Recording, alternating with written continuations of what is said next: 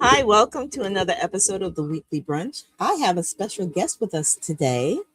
I have invited Nick, aka Cardinal Electronic Head from the Occult Rejects, to have an intimate conversations on his podcast, his thoughts on magic, and much, much more. I'd like to say welcome to Nick. And Nick, how are you today? And please let us know where we can find you. Oh, thank you very much for having me on. I'm very excited for this. Looking forward to it. It's not too often I actually get interviewed by somebody who, understands this stuff or was part of this stuff. So I appreciate it. The Occult Rejects, it's on BitChute, Rumble, YouTube, and all major podcasts. And we do have a website, occultresearchinstitute.org. If you're into reading, you can check that out. And we do have T-shirts available up on there. Thank you. Thank you. Thank you for coming on. Hell yeah. Looking forward to this. I have so many questions, but first I have to do a disclaimer. Just so everybody knows, this is our opinion. Nothing is set in stone. We are not professionals in this. We are just sharing with you our experiences from our present and our past. So let's get into this. All right. I'm going to take out of your own playbook. Okay. What motivated you to start the podcast Occult Reject and get into magic altogether? Whew. Well, the magic, obviously. Well, the magic came before the podcast. When I was younger, probably around like 2010, I'd say, I started getting into more of like conspiracy theory and stuff, and I just heavily gravitated towards that. People that I just seem to talk about magic, Jordan Maxwell, Michael Tsarian, David Icke, a couple other people, Mark Passio. A lot of them talked about the occult and magic. So I got very interested in that and started looking into it myself. And eventually it was just like, how does this stuff work? And I started looking into ceremonial magic and witchcraft stuff. And basically came to the conclusion that I thought something like an order or the EPO or the Golden Dawn, something that style might be more on my speed. So eventually, I started getting books. I think you probably had it too, or maybe you've heard of it. Donald Michael Craig's book, those high, We talked about that before. Yes, that's like everybody's beginner's book. Yes, yeah, right, exactly. I bought that, and I had gotten, I think, one or two other books, and I was very interested in it, and I started practicing like the lesser banishing ritual, the pentagram, and Libra Rush, and eventually I just thought that I might be better like trying to find one of these organizations and maybe going to it or whatever and seeing what they do. The OTO wasn't my first choice. Basically because of just the reputation and everything. I was just like, it already sounds like whatever. I just thought it was like something that like, even if I explained to people in the future, it might be like harder to sell than other ones, like to not being weird. But and just like the whole thing with like Aleister Crowley, like, I do think he was a cult genius, but who knows what type of person he was. But unfortunately that I knew of, even though I think now looking back at it and talking to people that have been on the show, there was probably a Golden Dawn Lodge not too far from me. I just didn't find it. But there was an OTO Lodge about 20, 25 minutes away, depending on traffic. So I was like, I guess I'll just kind of stuck with that and I'll go check that out. I was already told by people that were in the Freemasons, if you want to practice magic, like you're going to have to stay here way too long. And like for that to ever really come up. They'll think you're crazy at first. They're like, you have to, get to a certain degree where they start acknowledging that shit. So I was like, all right, yeah, I'm not waiting for that. So I already know with like the OTO, as soon as you walk in, that's the whole point. So I think I had found, as you would know, they're not a secret online. You can find the places that, they have their own website. It will show you all the lodges, camps, and oases, in the United States, and how to get in contact with them if they have some sort of social media. So I had reached out to Hootie Lodge and emailed them and told them I was interested to come for a Gnostic Mass. And I think I had told them I was interested, like it was like a date a few weeks away. And they were like, all right, well, when it comes closer to the date, just email us and we'll give you the information to come here. And yeah, that time came. I emailed them. They gave me, this. I think you probably even remember that whole email. It would tell you like how to get there, from which direction, this and that. I got that. And they sent it to me, and I went and stayed for about 5 years. Was it 5 years? Because that's where we met. Yeah. I was thinking about that. Yeah, it had to have been close to it. Even if you think about the time between the initiations, how many we did, they made me wait over almost a year and a half to take Minerva, which I thought was insane. Because at one point I was even starting to ask certain people that we even knew, like, is there an issue? Like, why? Like, you only got to wait 6 months. What's going on here? Like, I petitioned like fucking 6 months ago, and they even had Minervals since then. And I was just like, well, what's going on? Well, actually, okay, so that was your first magical experience then? Well, the OTO, yeah. Well, I would say my first real magical experience, but I think I know what you're getting at, was like kind of like when I left. It was around the time I left. But yeah, that was like my first like experience with anything occult or like that. Well, okay, because my background is somewhat a little bit different, so I'm used to the waiting period. Oh yeah, yeah. And as you could tell, after you delved in, you have to weed out people who are serious. Oh yeah. And that's what most people, that's the most reserved, which is actually one of the complaints most people who want to get into it have. But there is a level of, are you serious, or are you doing this because you think you could be a genie or be Harry Potter? I hate to say it, but there's people like that. Oh no, I know. It's just I even do wonder. I do think it might have been something that maybe caused a slight delay, but I don't think it was worth as much time. The whole fact that I had a felony, I actually, believe it or not, I actually had to write out. I had to write out and explain why it happened, and I was even told by somebody like, maybe you should even throw in there like, you're not that person anymore, blah blah blah. To make it seem like, then I don't have to worry about me trying to sell steroids to people in the lodge. And I was like, no, I get it. So I had to fill all that out and actually give it to somebody, and they had to send it up and actually get the okay. Well, okay.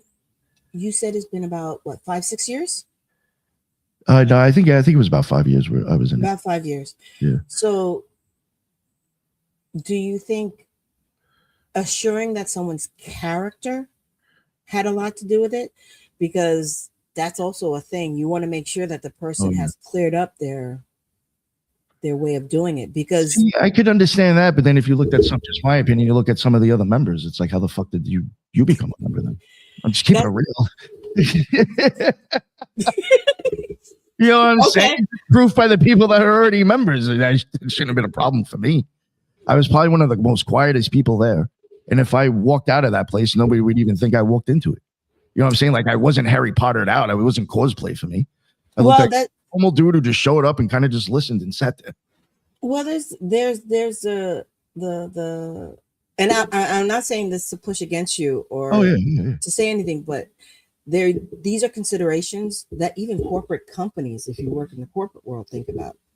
When it comes to stuff like that, you have to worry about someone's mental state, their ethics, which we're going to touch upon later. I told you that's one of the things I wanted to touch upon.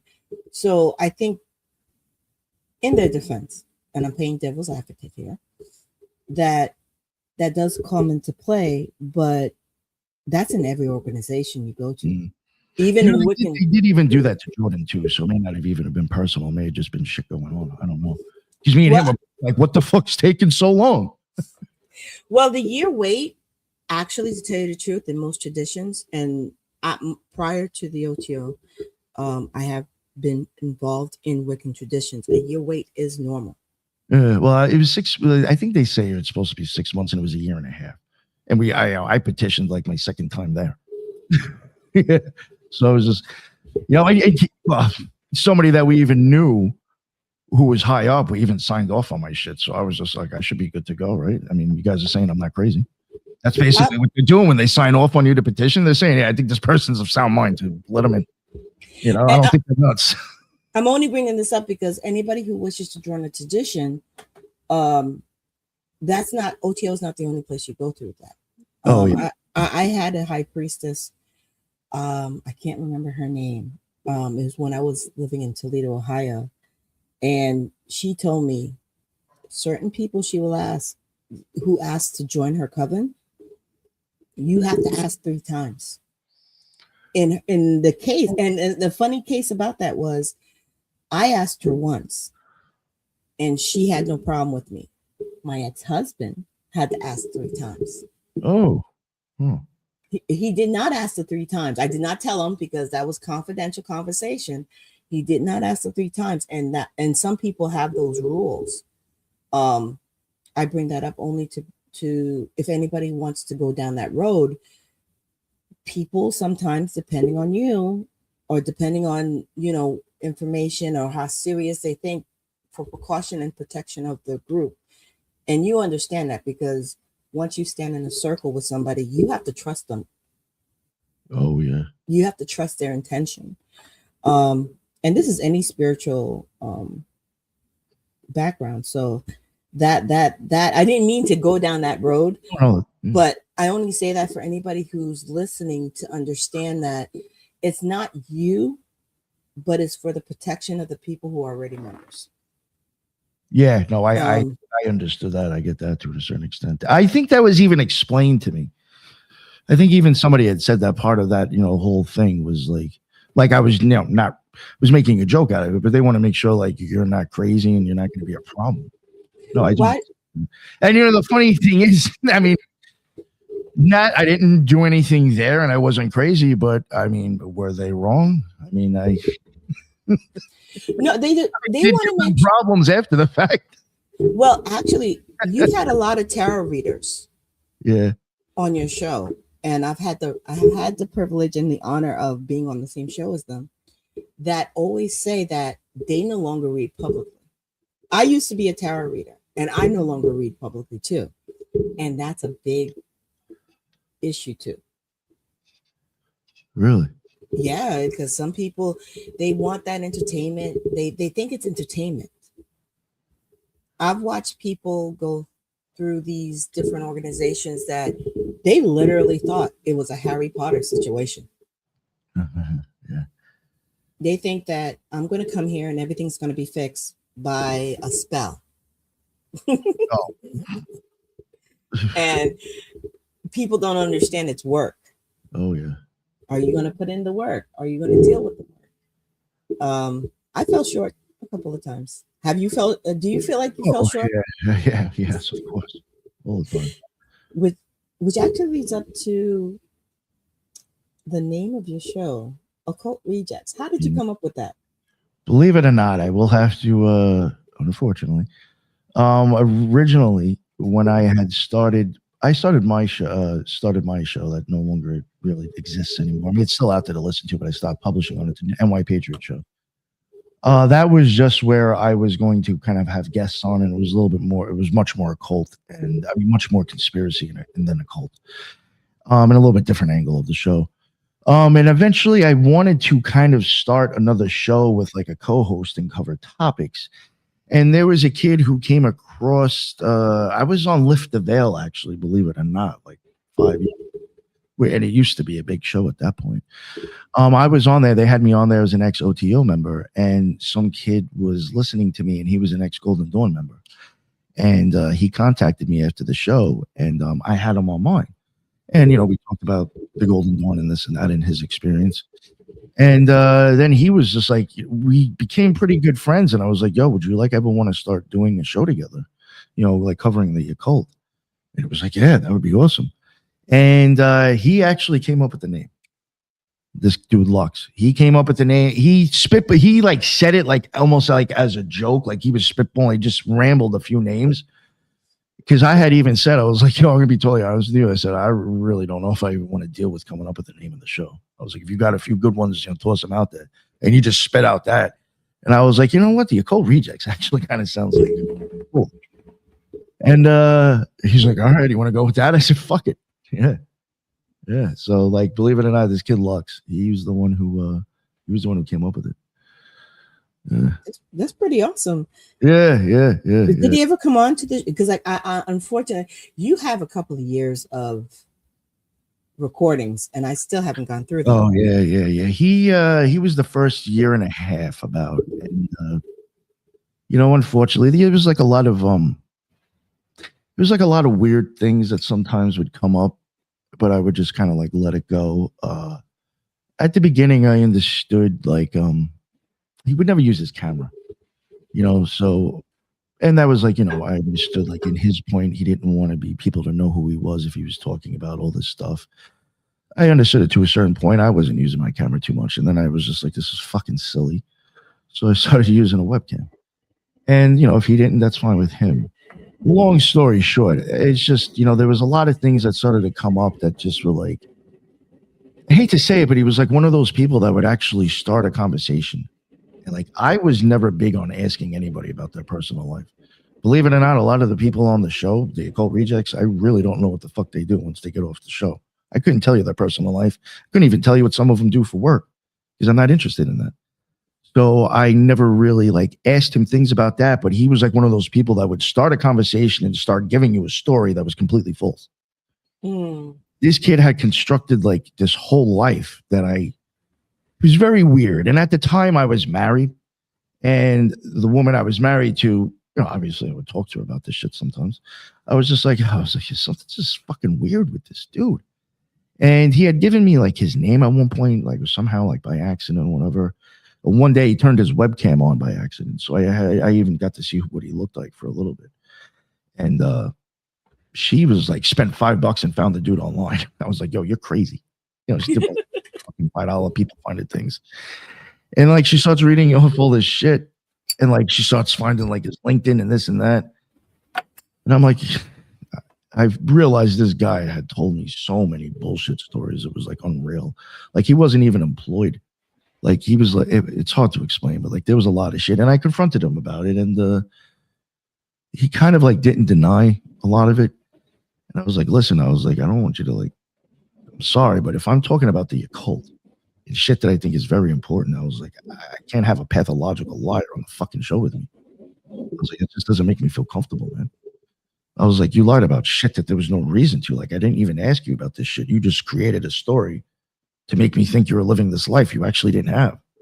I even started wondering, like, there was like certain things where like you would talk about his experience in the Golden Dawn. It almost was like you basically taking my story that I said first and making it a little bit different than yours. Like in the long run, I don't even think he was in the Golden Dawn. I think he was in Amor. He just lied about a lot of shit. I was not comfortable working with him anymore. So I got rid of him, and was kind of very confused. Didn't know where the hell I was going. There was a few people that I knew that I had worked with in the past on certain occult that I was like, you know what, maybe I can try to just get them on and do like kind of a few part series on things to just keep the occult going until I figure out what the fuck I'm doing. And then eventually I just started having certain people on like Headless and Jin. There was a girl, Teresa, that used to be on the show. I have to be honest, she really kind of like stepped it up and almost kind of took over Lux's spot for a while. She was a fan that happened to actually give us a few topic ideas, believe it or not, that we ended up covering. And she was a Catholic, but very open into like other things. So I just thought it was like she was a good addition to the show. So she was very big at the beginning of it. She helped kind of keep the show going, to be totally honest with you. And like a few other people like Headless and Jin, and maybe one or two other shows that I don't even think are around anymore. I kept that going, and then kind of started like Ethan Indigo. He was a guest on the show. Believe it or not, he might be like the longest reoccurring person on the show, because he had found me or found the podcast, and it was around the time after Lux, or maybe right before he left. He was like, yo, I got books, and if maybe I can come on and talk about one of them. And I was like, hell yeah. So eventually, I would have him back on. Robbie Marks eventually approached me, and he's got all these books full of notes that he's just, and he was even into the whole thing, like he was like, I really like what you're doing. He's like, you don't put anything behind a paywall. He's like, you tried to like, you're really just trying about giving people information. And he's like, I would love to like come on. And he became like just somebody that I was like, yo, like, you're always welcome on. Became like, we changed phone numbers and everything. So, eventually he became, part of the show, but it was really actually a very slow thing. Even the podcast itself, I'll be totally honest with you. When it first started, my idea was like, I wanted to try to prove to people that the occult is in their face, but I also wanted to try to break it down and show like it's not all what you think it is either. I think it's a lot more in depth, which you see, like I go into science and shit. I wanted to do that back then, but I just knew that wasn't something I could do off the bat because people would be lost, especially people that aren't into this stuff but came across me because they're interested. Yeah, I got to start at basics. But it was a little bit more like, I'll be honest with you, with the guy Lux that we had on the show, he had something where he just loved pointing at orders and always going on about sex trafficking cases and shit. So like, believe me, what I'm getting at is like some of the work I've even done in the past, I've almost like kind of feel bad with some of the guests because it's just like if they saw that show from 4 years ago, they'd probably be like, I ain't going on that motherfucking show. They're fucking talking shit about the 3 Freemasons for fucking 5 hours. You know what I'm saying? Like, so it was weird because it was like I understood like you want to point out that these bad things happen, but it's like, okay, that also happens in the Catholic Church, fucking Mormons, Jehovah's Witnesses, Christian Church. Like, it fucking happens everywhere. You know what I'm saying? Like, so I don't know. After a while, I was just like, this is even getting like a little silly. So like, even when I let him go and I found out he was lying, it was almost like a fucking relief because I was like, I'm not happy doing what I'm doing because like I'm basically shitting on orders and I was doing the whole everything's dick and demons and I didn't agree with it. And I was like, and I used to constantly say to the dude, I was like, we know so much that we could just spitball and freestyle, especially then, because we were like fresh leaving our orders. So we were like still constantly, we weren't too far removed from like doing shit every day. You know what I'm saying? So like all that shit was still fresh. I was like, we could have ripped on planetary shit, tarot cards, sigils, symbols. And I was like, why aren't we like doing that? Instead, like I'm wasting hours researching like the jesters and the Shriners. I mean, yeah, they got some cool stories to talk about trafficking shit, but like, okay, big deal. Like it's over. I don't know. Well, actually, it shows that you were on the opposite end of basically, it's like the universe. And I say that broadly because some people will say the universe, God was showing you why it took so long to get into an order. And it shows actually why it takes so long for people to go into covens because you got to vet people like that because they show genuine. You have, what was it my best friend used to say? Posers. Yeah. And with the internet, there's enough information out there where people could be posers. Oh, yeah. And people could boast about stuff that they never experienced. Well, that's probably like 30-40% of the community, unfortunately, at least on social media. Put it that Not way. just, actually, to tell you the truth, social media really shocked me. I think it was several times on your show, I was shocked because at one point, after it, I didn't know this at the time till we spoke, that we both left for a little while at the same time. Yeah, I didn't know you left. Yeah. And we had to basically deal with life. And so that was not a priority for us. And during that time, I was not online. I was not watching what they call the baby witches, which I could see why a lot of elders of other traditions and groups that I've been with was like, I have no time for this shit.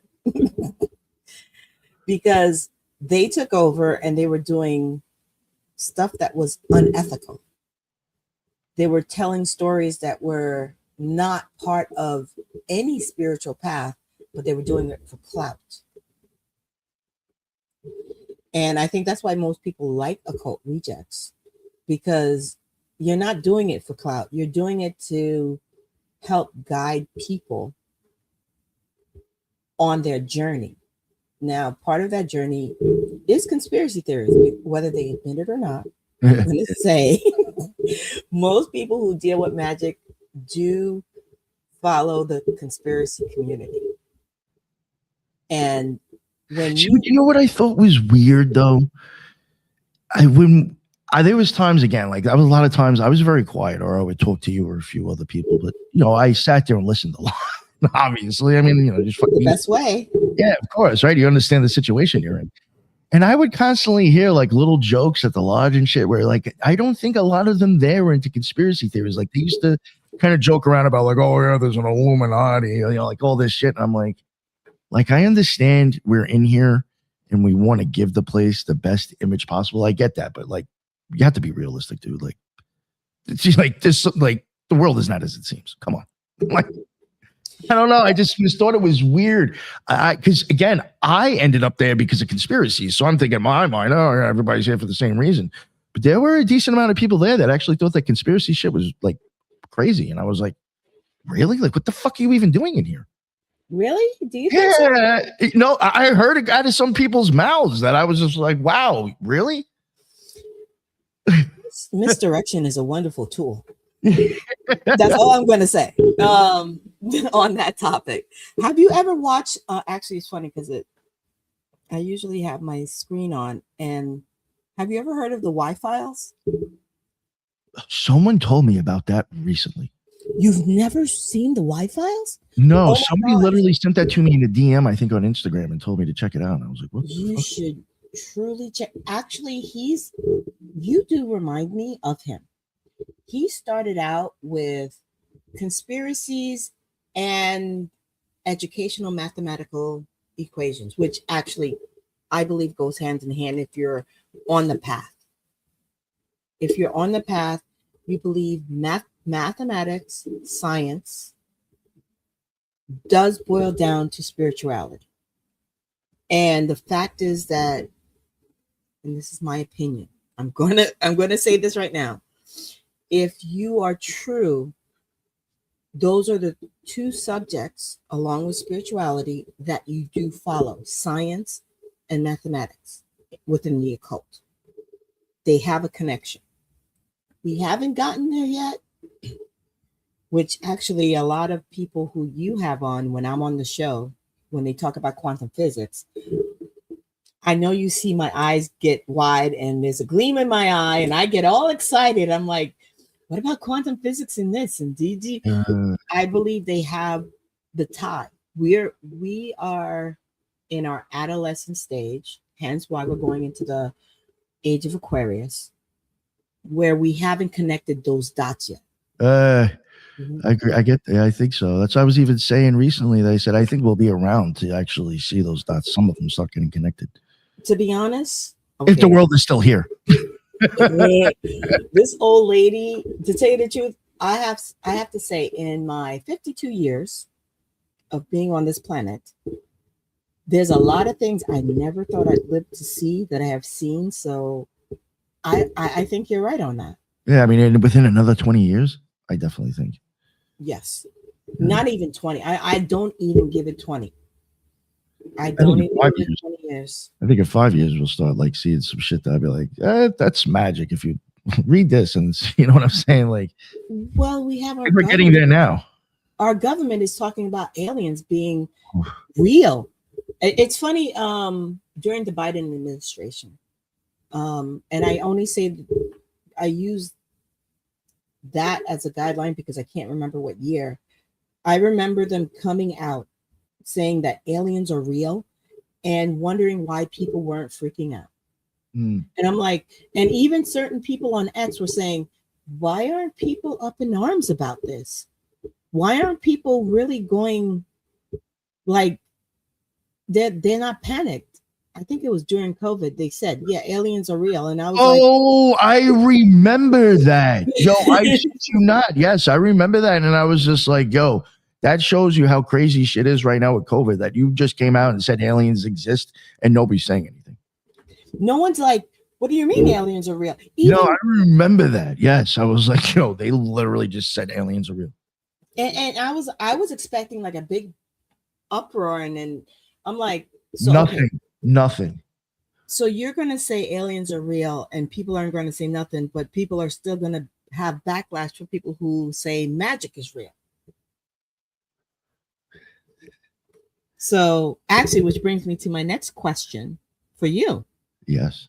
What is your take on currently on magic? Oof. I think it's a very deeply personal thing. For me, magic for me would be, I guess, having an experience with God, or I think as Crowley even put it at one point, like a disillusion into God. Um, I think it's like it's a little bit different than how I looked at it at the beginning. I mean, magic is a bunch of different things. I do think, what I was doing for the most part, and not always like in a fucked up way or too much of selfish ways. I was, always making talismans and, little things like this, pretty much to try to navigate myself within this world, my job, my regular life, this and that. Um, and I do think that's magic influencing the world around you. I look at that a little bit differently now. At some point, for magic, for me, was just believe it or not, a lot of theurgy, where it was just a lot of prayer and devotion, and asking God or angels to change or just work on certain things or give me the strength to accomplish the things I want myself. To where, to me, for me, having a magical experience now would be like, honestly, I could do all that ritual stuff, but then I'm going to sit down and meditate, and I'm going to have an experience and just go somewhere else. It's not like trying to change the world around me. If anything, I'm really just changing, I think, something within myself. Like, it's not my outside world anymore. It's literally within oneself. Yeah, my opinion, magic now, I think, would be very much like crossing the abyss or coming close to it. Like maybe astral travel and shit like that. I would consider getting tethering along those lines. Which brings me to your thoughts on ethical magic.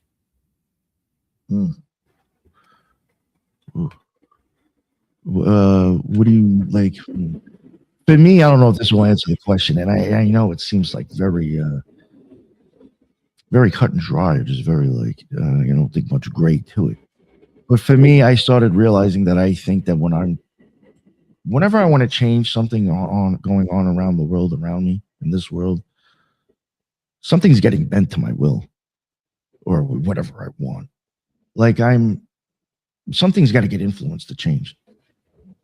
And I don't know if that's really a natural thing or something that, like, basically, for me, if I'm trying to change the world around me in front of me, I would start looking at it, actually, believe it or not, as black magic.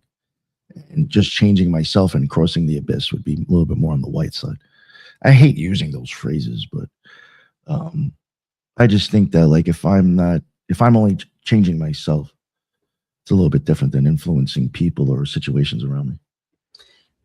What would you consider the difference? Because from your comment, I have to ask, what would be the difference between if you had a 9-to-5 job and between going up to the boss because you don't like an issue that's happening at your job, from going up to the manager and speaking to the manager versus going home and casting a spell? That's a very good point. Both of them. I mean, I've even said it before. I even think, to a certain extent, even the podcast and what I'm doing is black magic, because I'm influencing your thoughts. Like, if you go in there and you say if what you think comes out of your mouth, the way it's presented, the way it sounds, the way you look, is going to get your manager to do what you want him to do. I mean, that was the same thing as going home and doing a talisman. You manipulated him. You got him to do what you wanted.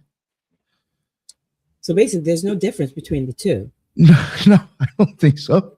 You're just more direct in one of them. Well, okay. I mean, think about it. If you're if you're into NLP, I mean, you got it. Then you know what I'm saying? Like, I only ask that question only because I know a lot of people, when they think of spells, they think of love spells, they think of job spells. And do you view those as ethical magic? I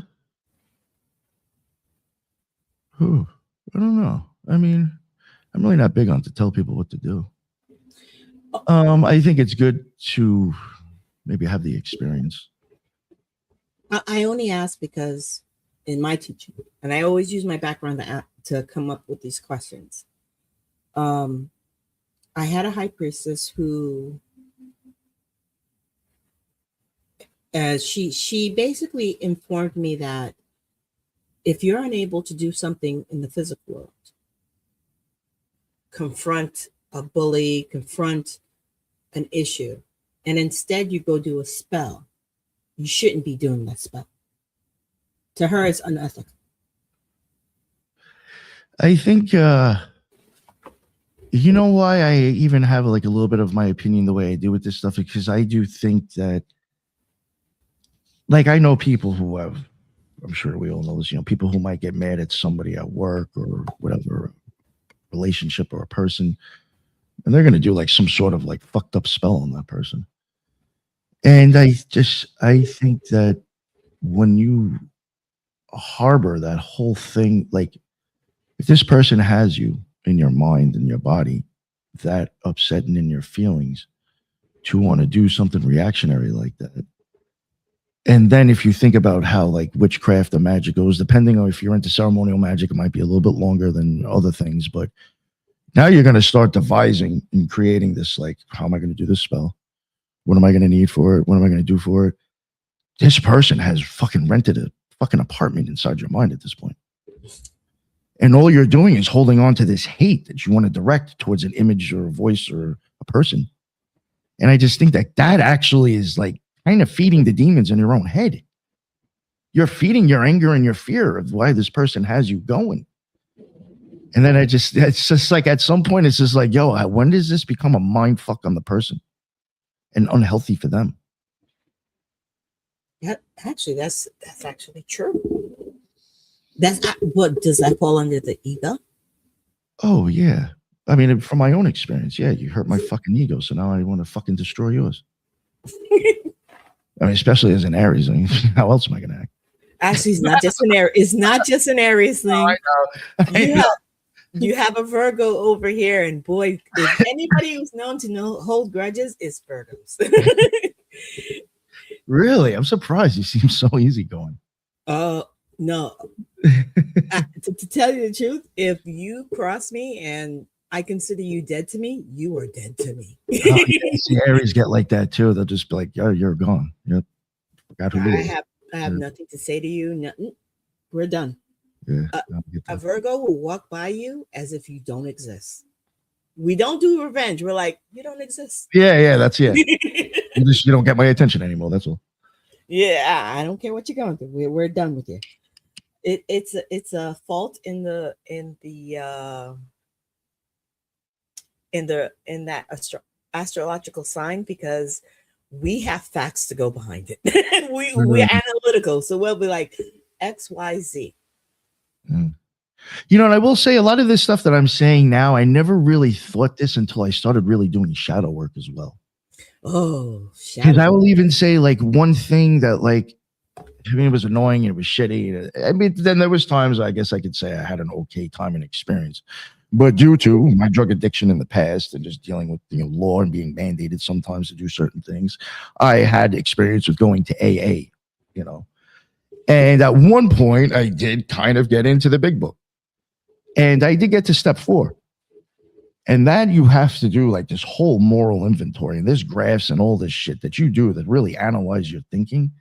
And believe it or not, I incorporated that once I started doing shadow work, and I started realizing like for me, like if I'm this upset and pissed off and I want to do this spell to X, Y, and Z, like this is actually boiling down to a fucking fear of mine that is fucking running rampant in my mind. Then now I'm seeking revenge on this person.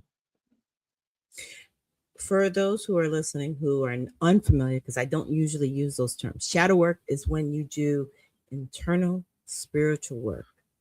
Basically, when you face your internal demons, and which falls into mindfulness, which is key, and gratitude. FYI. Shadow work actually is the part where now I personally feel, and you could tell me whether you agree with me or not. When you do shadow work, at the end of it, you could either fall back into your ego because you don't want to face it, or you have the courage to move forward. What do you think? Wait, say that one more time. Shadow work is when you, at the end of doing your shadow work, because it's at the end of the work is where you either develop as a person or not. You fall back into those habits due to ego because you don't want to I'll face even it. say for myself, there's been times where I've gotten worse. Yeah. Which Or is you like become so a hermit. bizarre because you even like you even know like I'm acting out in whichever way, or I'm feeding this and that when I know like I shouldn't be. Yeah, no, there's been times where I think a lot of people I've seen, and I think it was something that weirded me out just from my own experience. I don't know. It was some people that we may both known that it seemed like when they were talking about doing shadow work, their life was just turning to shit. And a couple of people are just, I don't know, they just having a rough time. And it seemed like just like when I started to know them a little bit personally, I was just like, yeah, I don't know. It seemed like I think your shadow work is just, if anything, amplifying the fucking issues. It's happened to me though too. So I personally, and trust me, I've been down that road several times. I personally feel that shadow work is it's at the end of the shadow work, whether you want to deal with it or not, yeah, or whether your life turned to shit or not. And I'm wondering, do you think the life turning to shit is a readjustment? that could have even one of guilt and shame, just makes other things come out. I only say that because I only suggest that because technically you've had at least two shows where the age of Aquarius, at least two shows where the age of Aquarius is being brought up. And okay, now we're going from a personal view to the world view. Mm-hmm. And the world seemed like it turned to shit. Oh, yeah. What the fuck happened? And but at the same time, it's an adjustment. Mm-hmm. So that turning to shit could be just the adjustment that all this time, one, you realize that you've been living your life wrong. And two, since you have to make that adjustment, it just seems like the world is turning to shit, but you're just, how can you say, adapting and readjusting to where you should be. You know, see, this is like the weirdest thing for me too, because like when I started to have these weird experiences, I do think it was crossing the abyss. It was literally weeks before COVID. Like, I had this like change that rocked my whole world and started looking at everything differently, and then everything just started. I was like, "Yo, what the fuck?" So like, it really was like the mass chaos when I had my experience, just like in the world and inside my head. So like I can see like kind of what you're saying. It was like just the change itself. Just seemed like a lot of chaos was going on. It's because we've talked offline and we've shared our craziness. Yeah. Where most people would have probably had us locked up for what we experienced. But it's most people say it's a midlife crisis. For us women, they say, "Oh, you're going through menopause."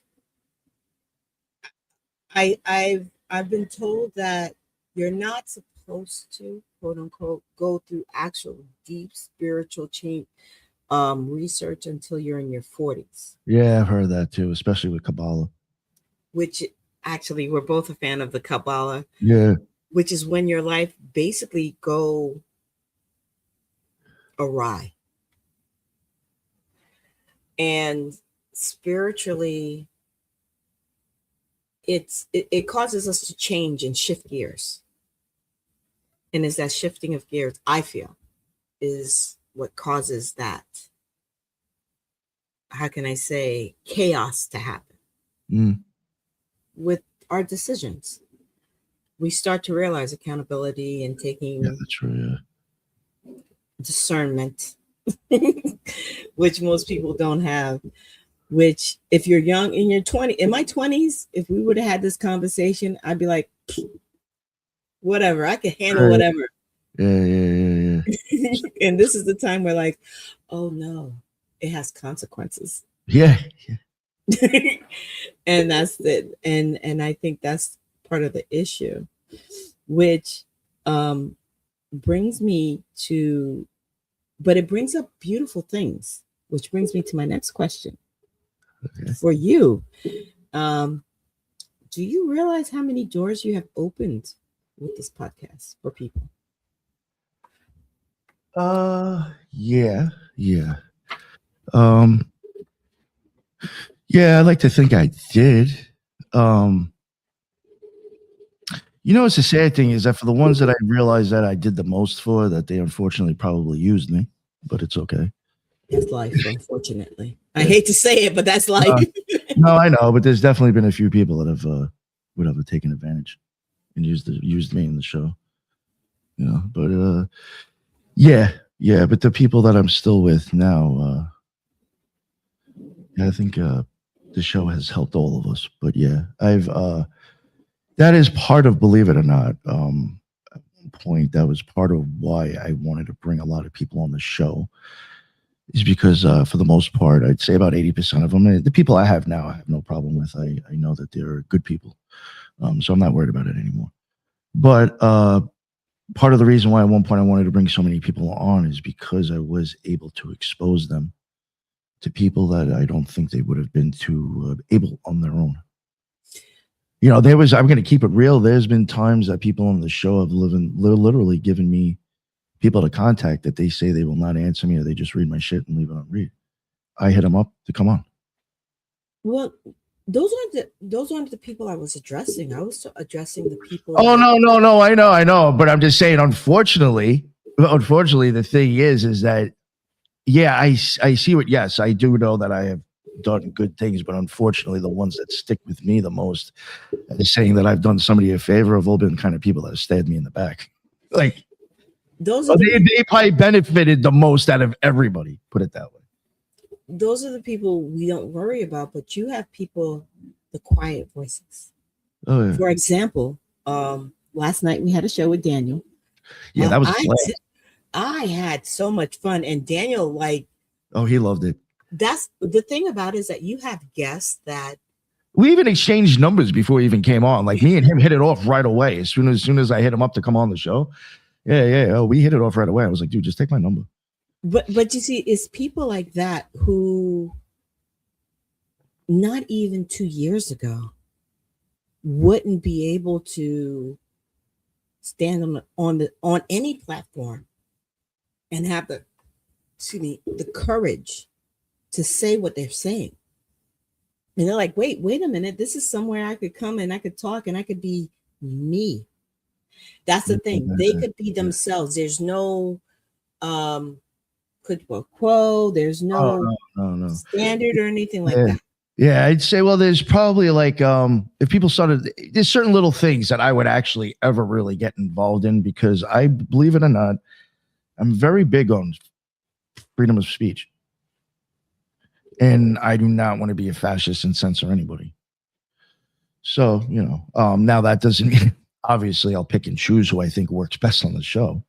So I guess, but like, yeah, I don't really want everybody to have their own voice and their own opinion, and just get along and do it. You know, actually, I think that's what makes the best thing about it. Actually, you actually opened the door to those that most would think were beyond reach of. Unfortunately, as human beings, we put people on pedestals. And there are some people, there's a lot of people you've had on your show, a lot of repeat guests too, that people thought were out of reach, that you help show their humanity at the same time. And at the same time, you've encouraged a lot of the people on your panel too, to go out there and speak their truth. Oh, yeah. There's been plenty of times where, like, even in the past, I was like, yo, I'm getting this guest on. I'm like, they're a big fucking name. I was like, show up and make sure you fucking say something to impress them. Like literally, I've done this shit for like literally just other people on the show to like, yo, get yours, man. You know, and like, look at Jen and Magus. They totally they get it. As soon as I get David Shoemaker on, now it wasn't all that easy to get on. Jen, they both got him on. Good for you, man. I wanted to make that connection so other people can talk to this guy. It's funny. I didn't catch Jen, but I caught Magus's. Maybe Jen didn't have him. I might be confused, but I mean, there's been plenty of guests that Jen will grab as soon as, and not knocking them, go for it. Do that. I want us to all meet each other because sometimes, I'm just keeping it real. Sometimes I think like if they didn't hear of the person, they may not think much of them, but if they get introduced to them and they hear what came out of their mouth and they realize this person isn't dumb and they're intelligent, then they'll have a conversation with them regardless of the numbers. Regardless if they got an account with 2,000 or 20,000. I think if they realize that this person can have a conversation, they'll deal with them. Actually, it's also that there's different aspects of humanity that, like I said, once we put people on a pedestal, we give them the God form and they show you. That's what we do. That's what we do as humans. We give. You're right. Celebrities. Look at what, if you follow me and you have talked about politics. We're not going to get into it here. Yeah. And we both share the same view. But there are certain people who they're celebrities and they're put on a pedestal. They automatically are put on a pedestal. So and the standards are different for them, which is unfair. Mm-hmm. And you bring the humanity into our occult celebrities. Yeah. I mean, like when you had Shoemaker, I don't want to harp on that. When you brought him on, we had our discussions with him. Magus brought a different aspect of him, and I was like, oh, he went through hell just like I'm going through hell. So this is normal. My world fell apart. So yes, he picked it up. He moved on, and we could pick it up and we can move on. This is the aspect of the occult that most people don't talk about. But you allow that platform for most people to talk about because everybody wants the glam. Everybody wants the beauty, but they don't want the work that comes behind it. I think it was Dio or Rainbow that said something about if you're gonna go to heaven, you're gonna need a little bit of hell to get there, or some shit like that. That's true, and it's quite funny because the other saying is the road to hell is paved with good intentions. Yeah. So there's that balance. Again, we go to mom. There's that balance that goes into me and Jen. Actually, that's the next person I wanted to bring on is me. Oh, you'd be great. Yeah. Riff on a lot of shit together. Actually. Yes. Actually, I try not to do that on your show, but me and him could go on and on about mine. I think so. Yo, actually, we should do a show on that. Actually, that'd be really interesting. Mott? Oh yeah, I'm a big fan of Mott. I mean, it was Top's chick. It was his girl, kind of. I am. I consider myself a daughter of Mott, which, if you follow Egyptian history, she is not a very popular goddess. Which I understand why, because she's truth and order, which is the one thing most people don't want. There you go. We have a problem with that because we don't accept the truth, and order kind of messes up what we want. Yeah. That's like, I think just even like almost a normal human inherent thing now, but like it's even just because of the internet, social media, conspiracies. I feel like truth is just so fucking warped now. You don't even know what to think anymore. You think I'm sorry, I'm going to share my opinion. And it's only because me and you have that type of relationship I could share this. I thought, at one point, I think it was about a week to 2 weeks, I had to clear off the internet when I realized how much I am on the fence with AI. Yeah, mind you, you know my field. I work in IT. So this is what we go for. But at one point I had to get off social media because I've realized every time I'm on X, I'm hitting up Grok because I have to find out if something is true or not. There are some AIs that you could use that even when I share my stuff and I share it with people on Messenger, they're like, is this real? They remind me you have to check to see, is this AI generated? You know what's freaky? And I even like try to explain this to my family. I've even told this to the people on the show. I mean, I don't hide it or lie. Lie about it. I use ChatGPT, obviously for the art. I mean, I think that's quite obvious. I'm making my thumbnails with it.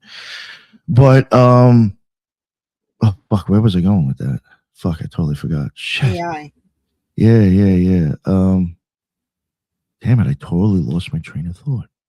Wow. You have to check the videos that you watch. Oh, yeah, that's right. Because of having ChatGPT, I don't know if you know this. Sora comes with that.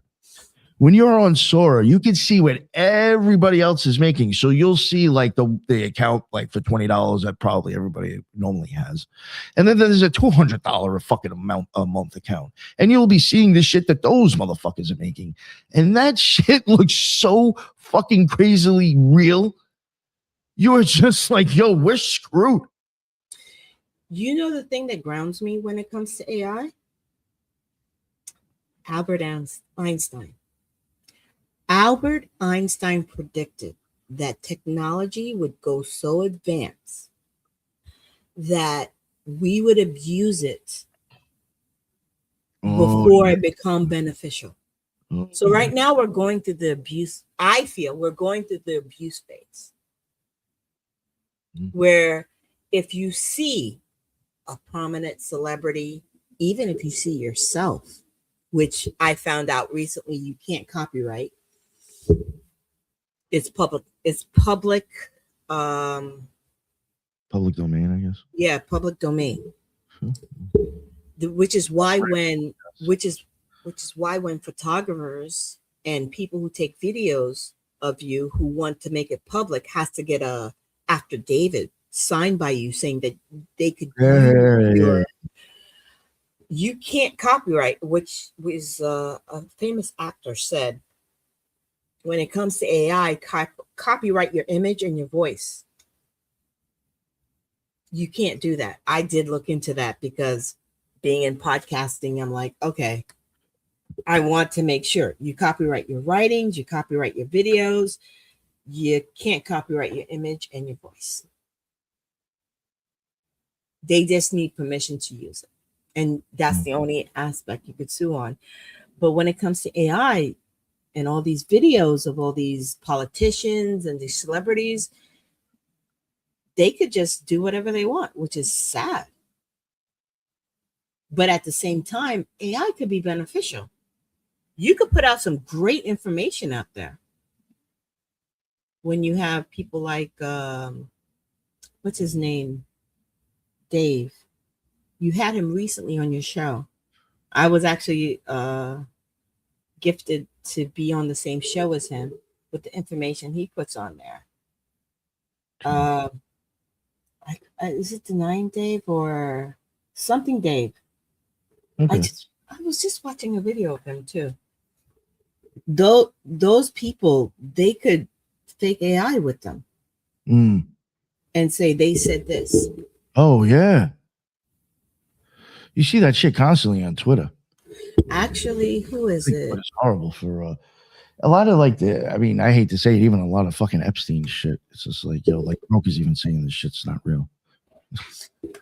This is what most people are worried about. What Danielle just put in here. Oh, Darlene. Darlene, what's up, Darlene? What? She's the one who came on and did the Micmacs. That was a banger. So these are things that we have to worry about. I think AI has its benefits. Yeah. And to tell you the truth, with AI, it's also got its cons.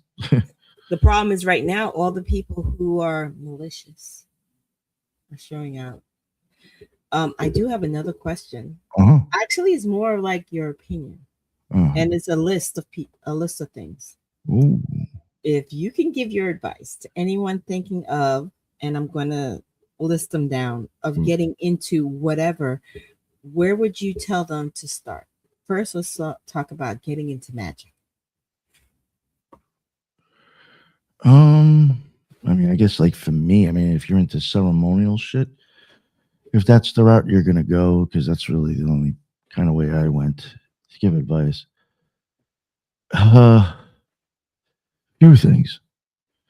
I guess like practically, what you're gonna do, like physically.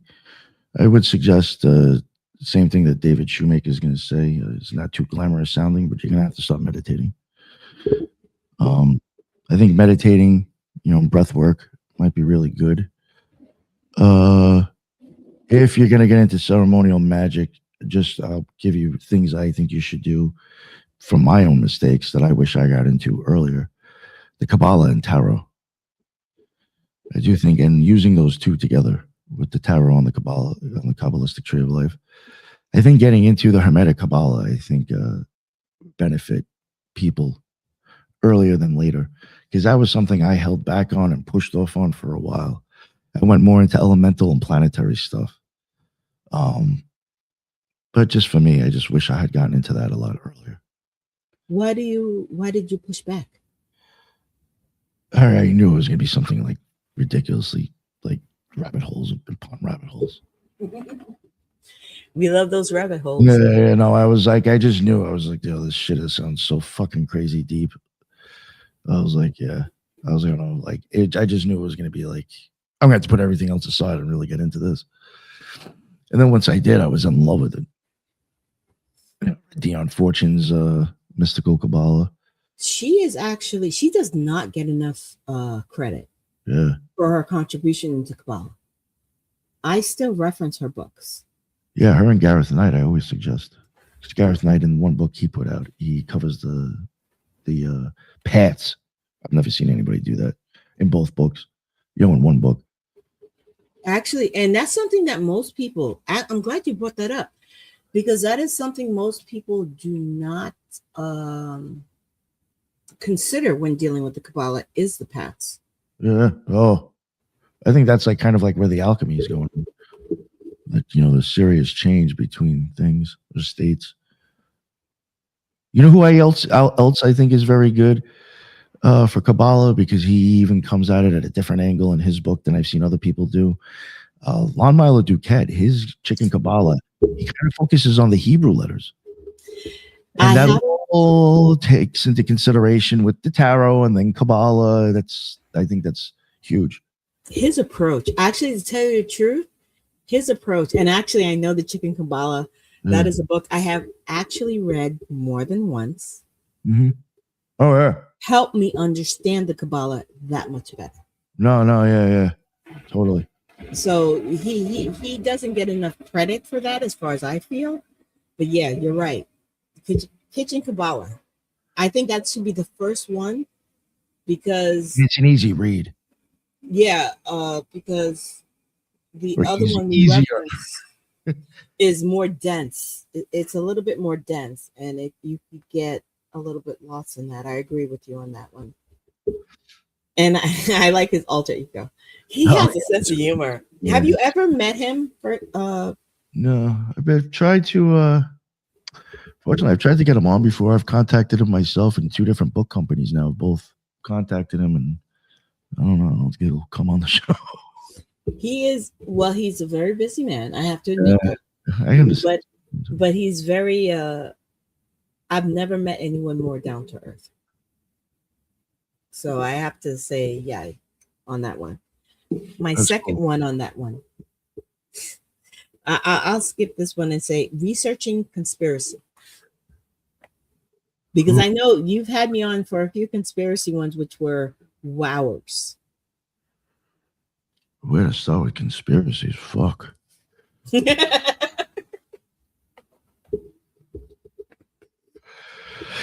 don't know. Go. Yo, I will. You know what the problem is with that? One of the main reasons I've even focused more on the occult is because I feel like the conspiracy community is just getting out of hand, crazy. How so? there's a lot of things out there that it's just, I think, is not even like, again, people believing AI is like being actual real footage of shit. You get a lot of that going on. I do think like just some of it's like you just can't even. Some of it, it's like you're not even going to figure out what the fuck the truth is, and it's just like you'll just keep going into rabbit hole after rabbit hole, and you'll get nowhere. And it just, I don't know how to explain it. I just think that there's a lot of propaganda going on right now that I'd rather just focus on the occult instead of a little bit more of the conspiracy stuff. I was going to ask you because I'm starting to see a trend when it comes to, because me and you follow politics at the same time. And when it comes to politics, propaganda has turned into huge weapon. Yes, it has. And because the conspiracy theorists, if you think about it, are being proven correct. Everything 5, 10, 20 years ago. That's another weird thing that I think about it too. Like how we mentioned before about aliens. All of a sudden, aliens gets admitted as real during COVID and nobody gives a fuck. Like the Epstein files drop. Conspiracy theorists are like, what the fuck? But like the main public are like have no clue about it. Well, and it's like, how the hell is this happening? It's so bizarre. I think when it comes to the announcements of aliens during COVID is because, and I've had discussions with people who are non-conspiracists and people of sound mind. Think about it. COVID, and this is gonna, I know us mentioning this is gonna flag this video, so I accept that. Was an unprecedented event. Never anybody who could predict anything outside of those who believe in biblical verses could have predicted an epidemic to hit the entire world. That was something that no one had on the bingo card. And during that time, everybody was trying to grasp that. In the middle of that, you say aliens are real. We're like, okay, we have no time for that.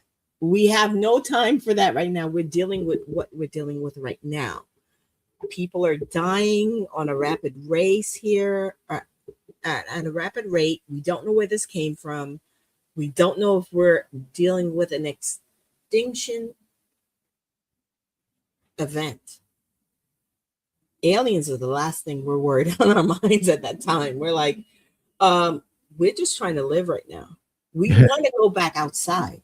I don't know. Were you here in New York when that happened? Oh yeah, I was in Queens when that shit happened. So you understand how, because like at the time, believe it or not, my family members were in North Carolina, my immediate family members. Oh, okay. And they were a little bit lax than here. Oh yeah, North Carolina and South Carolina was even more lax. I knew people in South Carolina, and some of them were like, "Yo, you can go to some places, and it doesn't even look like there's a difference." Where if you walked out, most people don't understand this. Where if you walked out of your house and you didn't have a mask, people were like, "How dare you?" We basically felt like our rights were being taken away non-verbally. Oh yeah.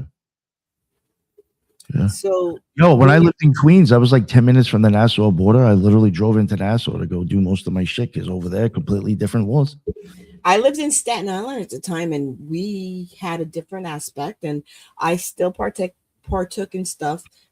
I had a job where I still had to go in because I was considered essential, but everybody else was at home. You couldn't go to the supermarket when you wanted to because we had the elderly people go from this time to this time.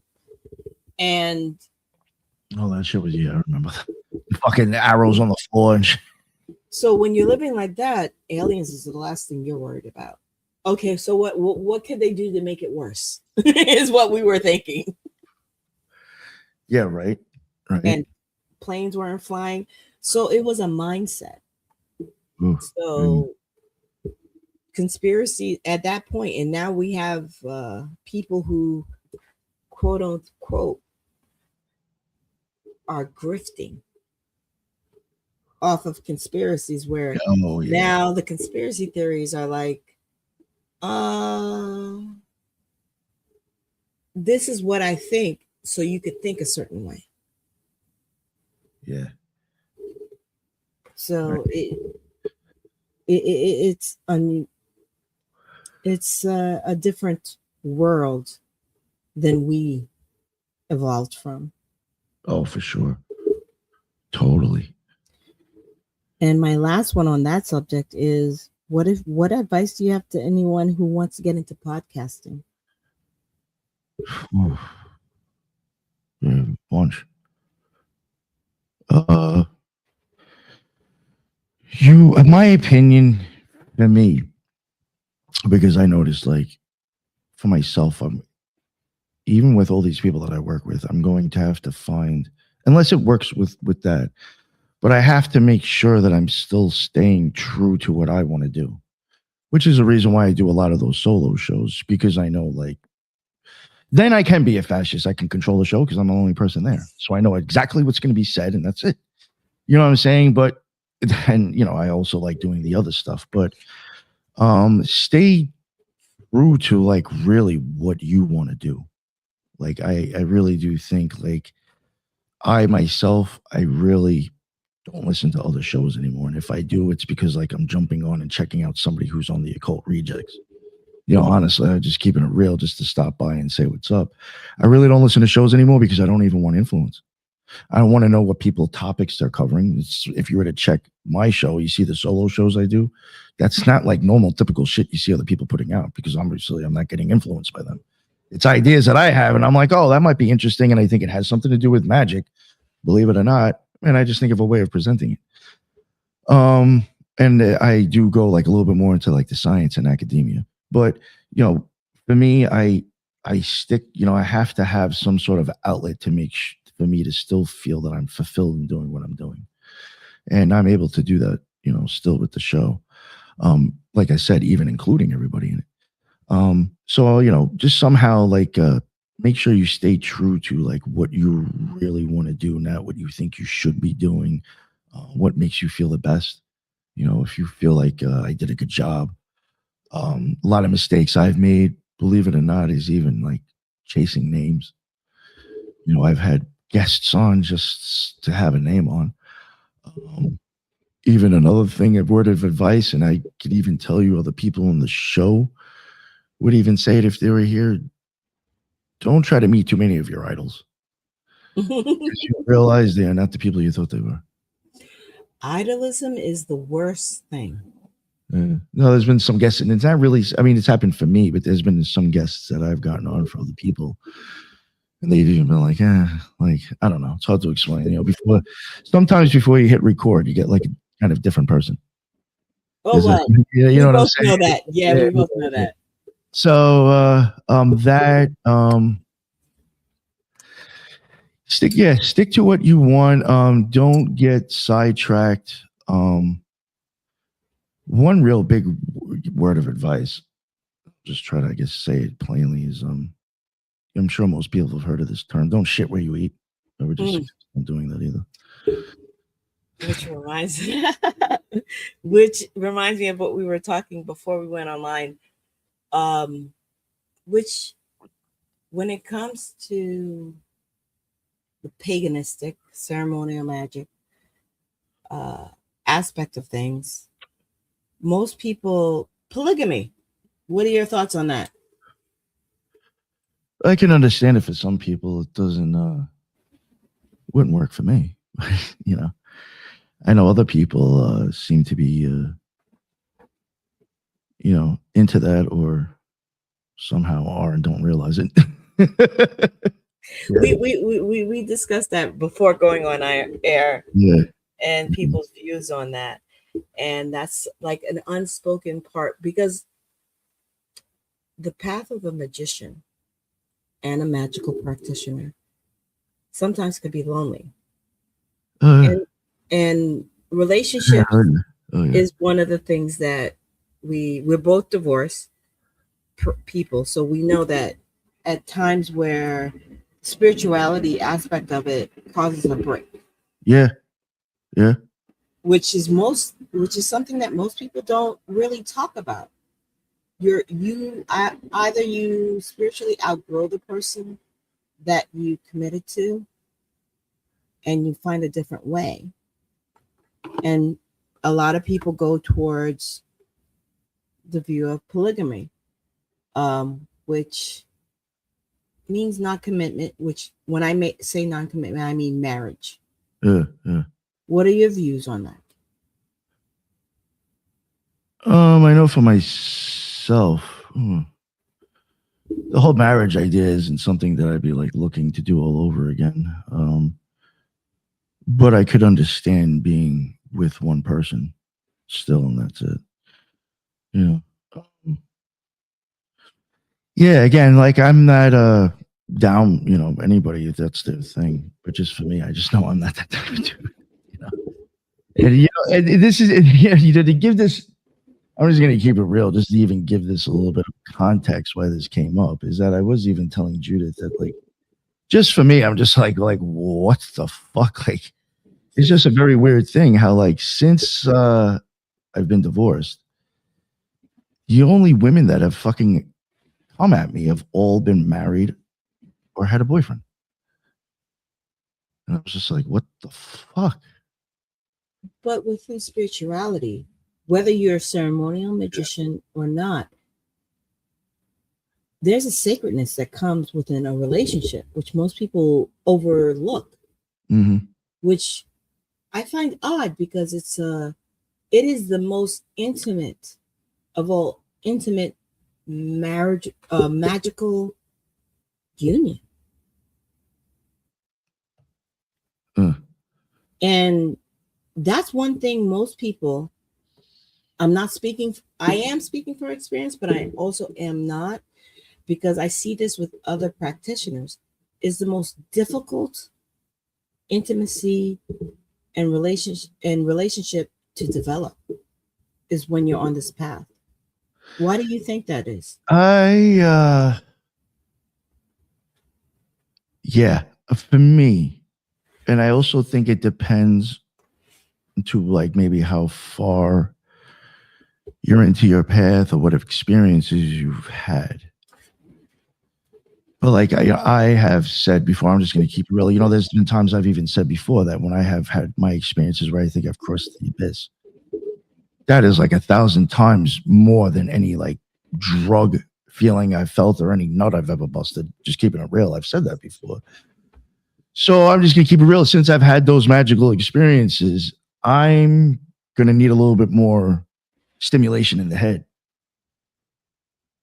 like mentally, to actually like really, I'm just keeping it real, to keep my attention. I get my attention. So I guess like there has to be a little bit more, I think, of a, believe it or not, I think other areas besides physically to like really push my buttons. And I think that happens to a lot of people that actually start to have serious, magical experiences, to where I think it's harder for them to really make a deep connection with somebody, because it's my opinion, it's going to be a little bit more in, intelligence. It's like, or somebody who like has their own creative side as well. It's hard to explain. Like, I think you're just going to look for a different type of person. Is it a person who would broaden your horizons, challenge your thoughts? That, or even learn from, yes. I will even say that. Like, there was one person that I was involved with for a while that was even on the show that I thought was one of the most intelligent people I ever met. And that's one of the things that kept it going. So would you say part of mindfulness would be part of not physical, but more mental? Yeah. Which is why most people have problems dealing with people who are dealing with the occult. Rejects. Dealing with the occult. Well, it's like after we get done screwing around, what are we going to talk about? How are you going to keep my attention still? You know what I'm saying? I'm just keeping it real. I would still like to be able to talk to you. And if I can't, like after a while, it's just like, all right, this is pointless. I mean, unless I'm just looking to get my rocks off, but you know what I'm saying? To actually be with somebody, it's like I'm gonna like after we're done screwing, like, all right, well, what's next? So then someone would need to have a level of emotional intelligence. Yeah. What are your goals? What do you want to do? Where do you want to, where do you want to go see in the world? What do you want to experience? Let's make this shit happen. I remember. Yeah, it's very Aries like though too. I'm just, that's Aries. This is exactly how they are. Be very like, all right, let's go, let's do this, let's have experiences, let's, go. Actually, you helped me on an insight on one of my siblings who happens to be in Aries, which we are always at odds. And now I understand her a little bit better, because where I thought she was more physical, she's like, no, I can't stay with a guy because they don't show the emotion, the intellectual part of it, which is what most people tend to forget, I think, when it comes to emotions, which is the hardest part. And you could tell me what is wrong. I believe most people, when dealing with magic and spirituality, that's the one part they don't tend to rein in. Yeah.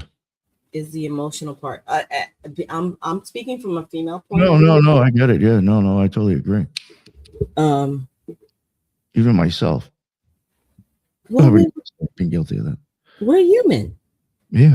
We're human, and the emotional part of it, we all spaz out. Mm-hmm.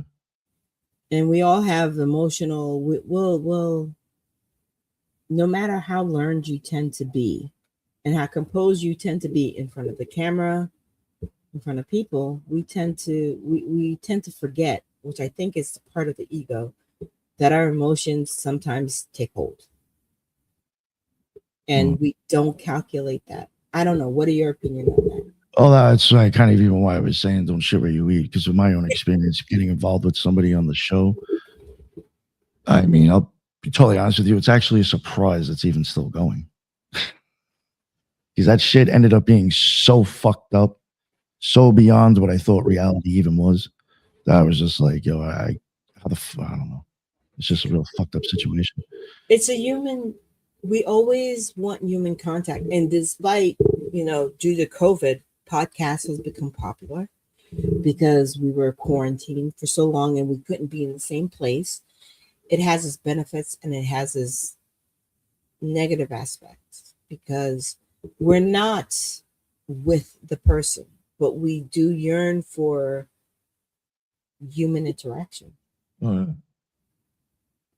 I mean, that's why I think people are attracted to your show, is because your show provides like-minded people who are curious on those topics. And the internet, YouTube, Speaker X, allows people to share their opinions where they may not be able to on the day-to-day lives find people who are like-minded. That's why we look for groups. I think that's why we met, because at the time when we were both searching for something too. Yeah, when we were looking for that extra answer or something, we're looking for a clue somewhere.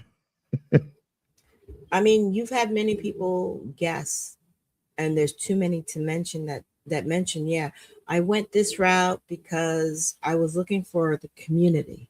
Mm-hmm. Oh, that was one of my reasons too. So I wanted to meet other people that are into other things that I could learn from. That was the main reason I even went to the OTO. And I got that experience, at least out of all of it too. I learned about a lot of different things or a lot of other ways of doing stuff, and I did accomplish that going to the OTO. Which actually flips me to the Occult Rejects. How do you feel when guests are excited to come onto your show? Yeah, I mean, totally honest with you, that shit blows my mind, because I not to even pat myself on the back, but like the last 6 to 8 months, there's even been people that like I've hit up that I was just like, oh man, I don't even know if they'll come on. They heard of the show and they're like, yo, I'd be excited to come on. I'm like, what the fuck? And they're like, yeah, I just came across your stuff recently, or Who did I got PD Newman basically came on because Jamie Paul Lamb told him he had such a great time on the show. I was trying to get him on for a minute, and it was just like very vague email conversations. I'm like, oh, this guy's blowing me off. And all of a sudden one day he finally hits me up, like after like probably months of like sending an email back. He's like, oh yeah, my boy Jamie Paul was telling me he had a blast on your show. He's like, yeah, let's do this. So I mean, other people that have on my mind to say that they had a great time. Even PD Newman, when he was on, he was like, "Yo," he's like, "Normally when I go on the show, I have to reinvent the wheel." He's like, "You guys are already rolling." He's like, "This is done." So yeah. I mean, even there's been some guests that I've had on that I was like, "Holy shit!" Like, it blows my mind that they were excited or even said they had a great time. Because some of the people that I was reading their books and learning from. So it's listening to their show. It's just like, what the fuck? I never would have thought this would have happened. I'll even go back to thinking, I was that quiet dude sitting in that other room waiting for the Gnostic Man to start, just sitting there, not really talking to anybody. And now I got fucking David Shoemaker on my show. Like, what the fuck? Would you ever think that it was ever possible? Yeah, no. It's so, to me, it's just like, what? I shared with one of the people you had on the panel, and we were talking, and I was like, I was so starstruck. I was like, I never thought, even if it's virtual, that I would be in the same room. Oh, even like with having Aeon. I've had Miguel on countless times. Even like I used to listen to his show back in the day, Aeon by Rune Soup. I had him on. That blew my mind because it was like I listened to his show. Occult Personality. The guy said he would definitely come back. I was like, holy crap. These were shows that we were listening to. What do you think makes your show so different? I think just bringing everybody's different perspective on. Everybody having more than one person, believe it or not. Yeah. Even if it's only like 2 or 3 other people besides me, I think they do pretty well. Most people are respectful and they know how to present themselves. So I think it goes good. Especially with some guests, they get asked different questions from different angles. And I actually think they enjoy that.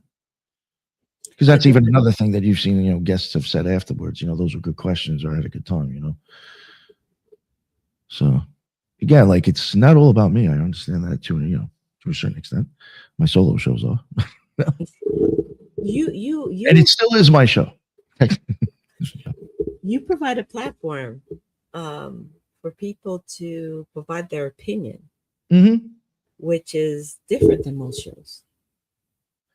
Yeah, well, it's like, see, the one thing that I've always kind of been big on since like my experiences and like starting to look at all the people in the past, a lot of them are like polymaths. Like I'm not a polymath, you know what I'm saying? So it's like I got to bring people on that can fill in those other areas that are missing. You know what I'm saying? To try to like, get one big, I guess, egregore looking at a topic.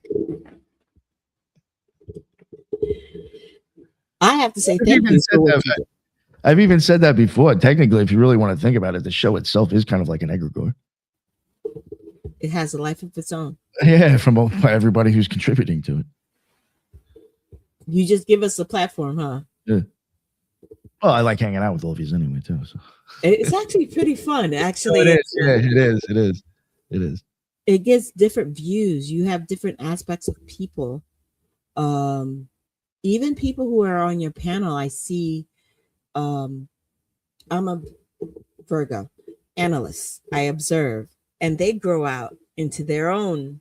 I mean, they make their own platform and their own. Yeah.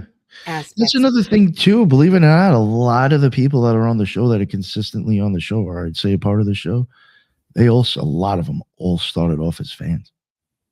Really? Oh yeah. I mean, Headless had his own little thing going, but like I think pretty much Jen does like say that. I think I don't think I'm repeating something false. I definitely influenced him to even start his own shit. Robbie Marks, because of doing so many shows with me and the other guy and a couple other shows, he ended up putting together his own Meta Mindcast, which is just redropping the shows he's done on here and other shows. Well, Headless is like, well, I mean, again, he was around, but he has done his own other things since then. Yeah, I'm trying to think. I think there's a few other people that have kind of started from the beginning. You have a lot of writers who's been with you a long time. Yeah, yeah. Robbie. Well, he's an artist. Ethan. I mean, he has so many books that he's written. He really should push them more. I wish he would because he Um, keeps saying that, but I never hear him say hint hint anything of any books that he doesn't drop the books and where we could get them. But there's a lot of you're cultivating a lot of innovative minds out there. Um, have you thought about writing yourself? You know, I was going to yeah, ask yeah, yeah. that. I was thinking about that. It's something that I do probably think about a little bit more oftenly recently. Yeah, I do have a couple ideas. Unfortunately, I mean, it's not that unfortunate. It's just like I wish maybe it was rather something else. But the easiest thing for me to probably put out now, well, start to work on, is probably like the herbs series that I'm doing because of like the way I have it like kind of written out. I've been just like adding them as I go. So like I pretty much have like it all like, I have like it put it this way, instead of like 30 pages for part 1 or 40 pages for part 2, I have like 150 pages like consistently just going. And the herbs, if you think about it, it's formatted in a certain way. You know what I'm saying? So it's like it's just repeating the same shit over and over again, just different for the herb. So it's just very formatted and easy to do. That, and because again, like I have so much already done in one area that is, kind of like all in the same style. I thought about doing that. Maybe, possibly, depends on how many pages it is when I'm done with the herb series, making it a herbs in crystal book, because I have like over 100 pages of shit that I've never even covered yet on the crystals with piezoelectricity and the way they may affect you this way and the colors and all that shit. I haven't even gotten into that. But, would it be a herbs book, a crystalline herbs book, which might make it a few hundred pages and maybe like a little bit more serious? I've thought of that. I've even thought of covering, I have covered so many alchemists and even people, believe it or not, a lot of Gnostic saints from the EGC, which I've kind of been doing on purpose. So if anybody who's interested in the OTO type stuff and they're like, oh, I want to go look up this Gnostic saint, you might see that this show's probably covered like a fuck ton of them. But I have even thought about like doing like a book of like, just kind of like the history and influence older alchemists and, maybe like some of the Gnostic saints. I've even thought of being able to do a book on like, like 10 Gnostic saints or something like that and just give them like, some of their basic information. But again, I would have to start going to like shows that I've done and then like try to stream it all together and make sure it transitions into each other. The herbs book, again, like you're saying, like I'm saying, it's just this is lavender, few pages next, this is, whatever. So it's just it's formatted. I don't have to worry about transitions. You know what I'm saying? But those references are needed. Oh yeah, no, they are. It's just like as a ceremonial magician, it's just like for me, I'm like, I should have came out with something a little bit more harder than like fucking an herbs book. But listen, the way I'm covering it is definitely different though. I'm showing the same type of shit you get out of somebody else's book for all the associations, but then I'm throwing in how they affect your 12 cranial nerves, which I think is. I think that would be beneficial only because just because you say you're a ceremonial magician doesn't mean the rules don't apply. No, yeah. Which most people tend to forget. They tend to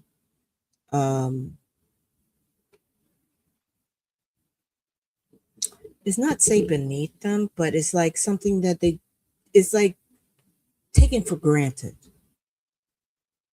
Because we do follow the cycle of the sun, the cycle of the moon, the properties of the elements and herbs do not change just because you say you're either Wiccan, pagan, or ceremonial magician. No, that is true. Yeah, it does. Yeah. It's gonna make regardless of what are those things you identify with, it's gonna affect you the same way, regardless.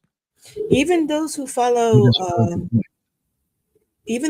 hoodoo, or even, and please don't come at me at the comments for this, even those who call themselves Christians.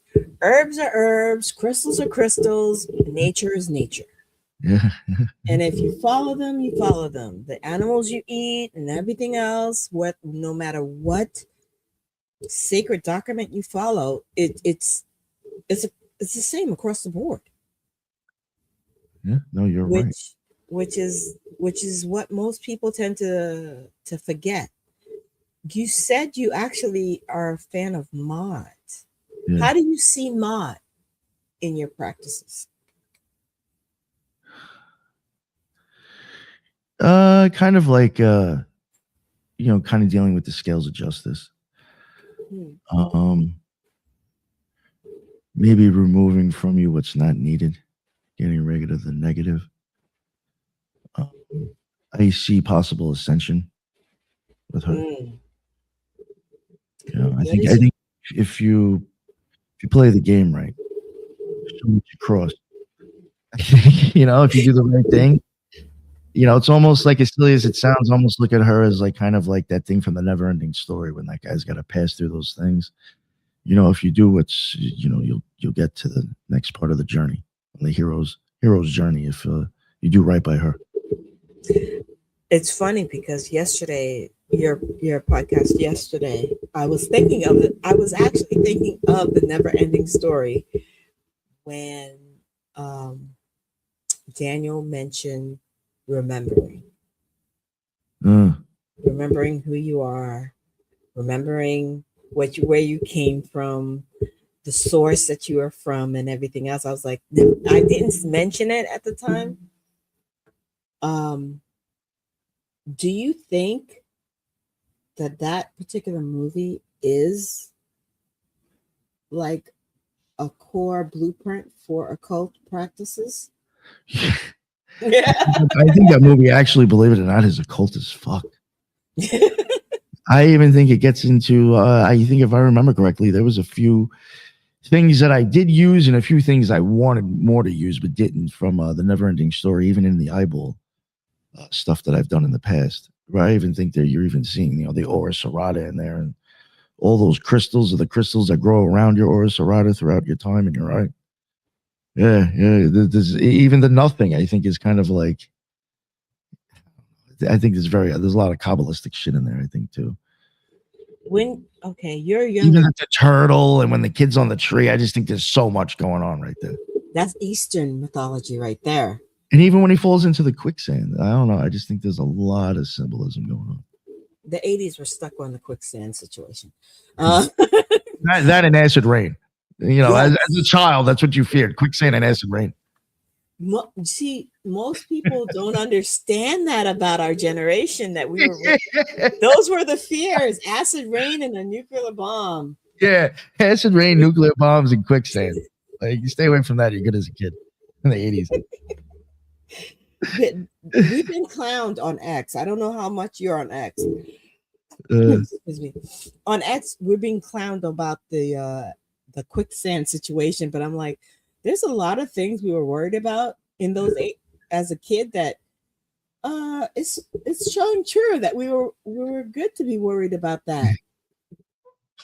I think if you want to consider, I'm personally, this is my opinion, in the 80s were the year of conspiracies and what would come to fruition. Look at the fears. Look at the movies we had back then. And look at now. What War Game? Was it War Games? You remember that movie? There's a lot of movies I remember. Total Recall was back then. Yeah. You wonder about Total Recall.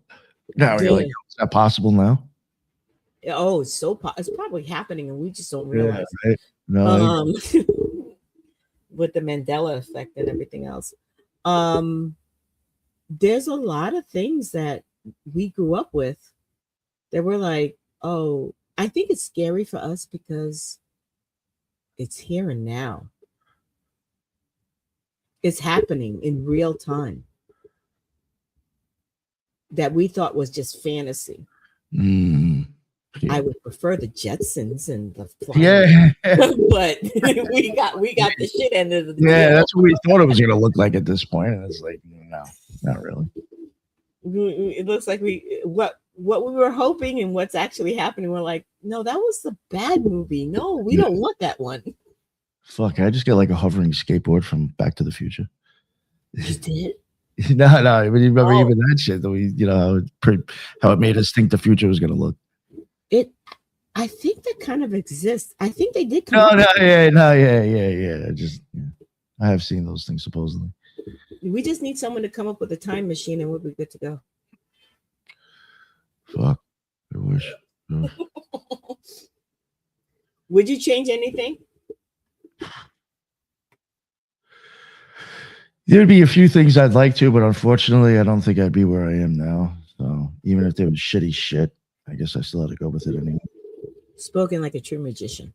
Yeah, unfortunately, yeah. Like there's been a lot of negatives to decisions I've done with the show that unfortunately did become positives for me because of, influence or different ideas of doing things. But it's like, I wish I would have gotten that influence through a different and easier situation. We all wish it was easier. Yeah. Which actually brings me up to the next question I have for you.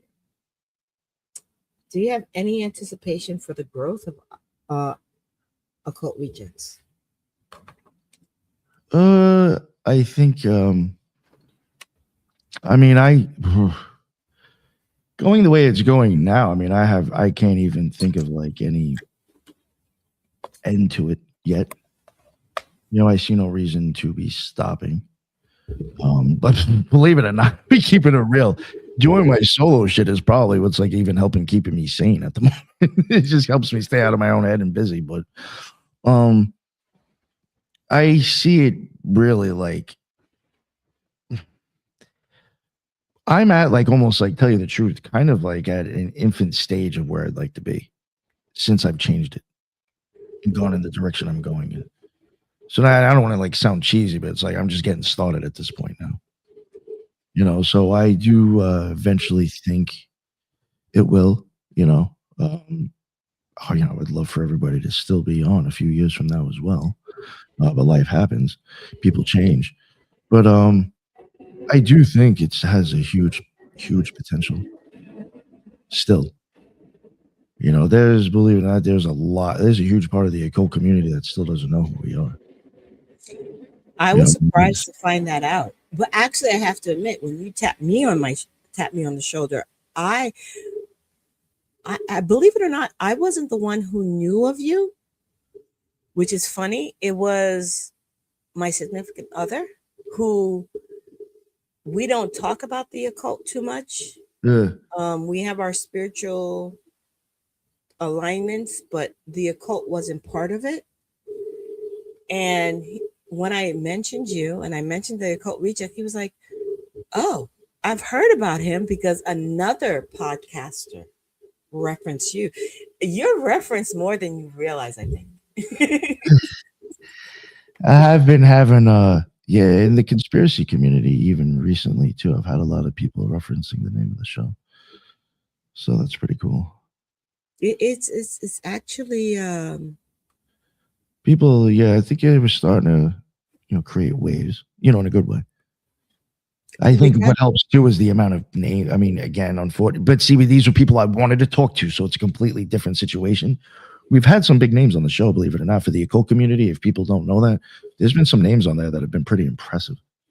And I do think that helps as well. I think that just helps you get taken a little bit more serious. And I think when all the shows, for most part of them, I think 98% of them go well anyway. I think other people see it and realize, like, they're actually like somewhat, we're not a bunch of like clowns and idiots, even though Rejects is in there. We're actually a bunch of educated people that have something to add, or at least good questions to ask if we don't understand. I think the reason why the Rejects fall into place is that the people that you have on, that's including your panel and your guests, ask the questions that people think are not PC. Yeah. Oh no, that's a good point. Yeah. I totally agree with that. Or just yeah, well, just even ask. Sometimes I'll just keep it real. I think a little bit more deeper questions Well, yeah. because you know what I think helps too is that like you could have one, you know, you could have somebody. I'll just like use her as an example. You could have Ivy interviewing somebody, and she's very big into chaos magic. You know, she has like like for me, I am like if I had somebody on with Kabbalah or planetary magic, I could play riff all day. But somebody else, I may not really have much of my own experience, but somebody else on the show might. You know what I'm saying? So I think that'll makes a difference. Is that like just keeping it real? Like there is a lot of us I think that have our own specialty, and I think if I lack or somebody else lacks, so somebody else picks it up. You know, so I think that's what helps too. Instead of like when you see like one person who's just interviewing, David Rankin. You know, what I'm saying like Jen might be a little bit more into certain things that he knows that David Rankin's been into that I'm not. So he can start riffing off that and actually, get a good conversation. I have a observation for the last century, and I would like your opinion on it. And it goes along the line of your recent conversations about Plato and your members about Plato, is that I've noticed in the last century or so, the thinkers, the philosophers have disappeared in society. And do you feel, and I'll give my opinion after this, that the panel and the people you have on help spark that in people individually? That is, believe it or not, I was like kind of even probably an image in my own head that I created at one point thinking about the show was kind of just the whole scenario of like people back in the day just like sitting there and theorizing about like fucking reality and God. And just like trying to just throw each other's like 2 cents in there and see like, what does this add up to? Do we got something here? What can we take from this, that helped me? Or maybe even certain things, ideas that you had, you'll stick to your guns even more because, somebody made you even think you disagree with it even more. Whatever, just hopefully get something. That's kind of how I had envisioned it. I remember a few times I had even said on the other people's shows that when I was starting to try to put it together the way it was, I said I almost kind of wanted like Wu-Tang of the occult. Where it's like everybody's got like, every person's got their own outlet, they got their own name, and they got their own thing to add to it. And it comes together and it creates something. Like I used to say, like I used to joke around about like, cause like, Headless is very much just, he just riffs, freestyles. I used to joke around and say he was like kind of like the Jizza because Jizza was known for like doing that more, or stuff like that where, I think everybody coming together, it creates its own thing in itself too. But do you see that ignitement of internal thinking, free thinking? I think it's starting to catch on.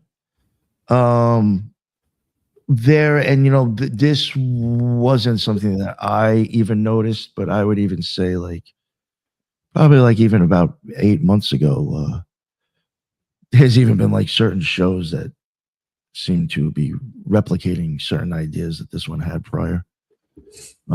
Certain formats, even same fucking guests, literally, very weird.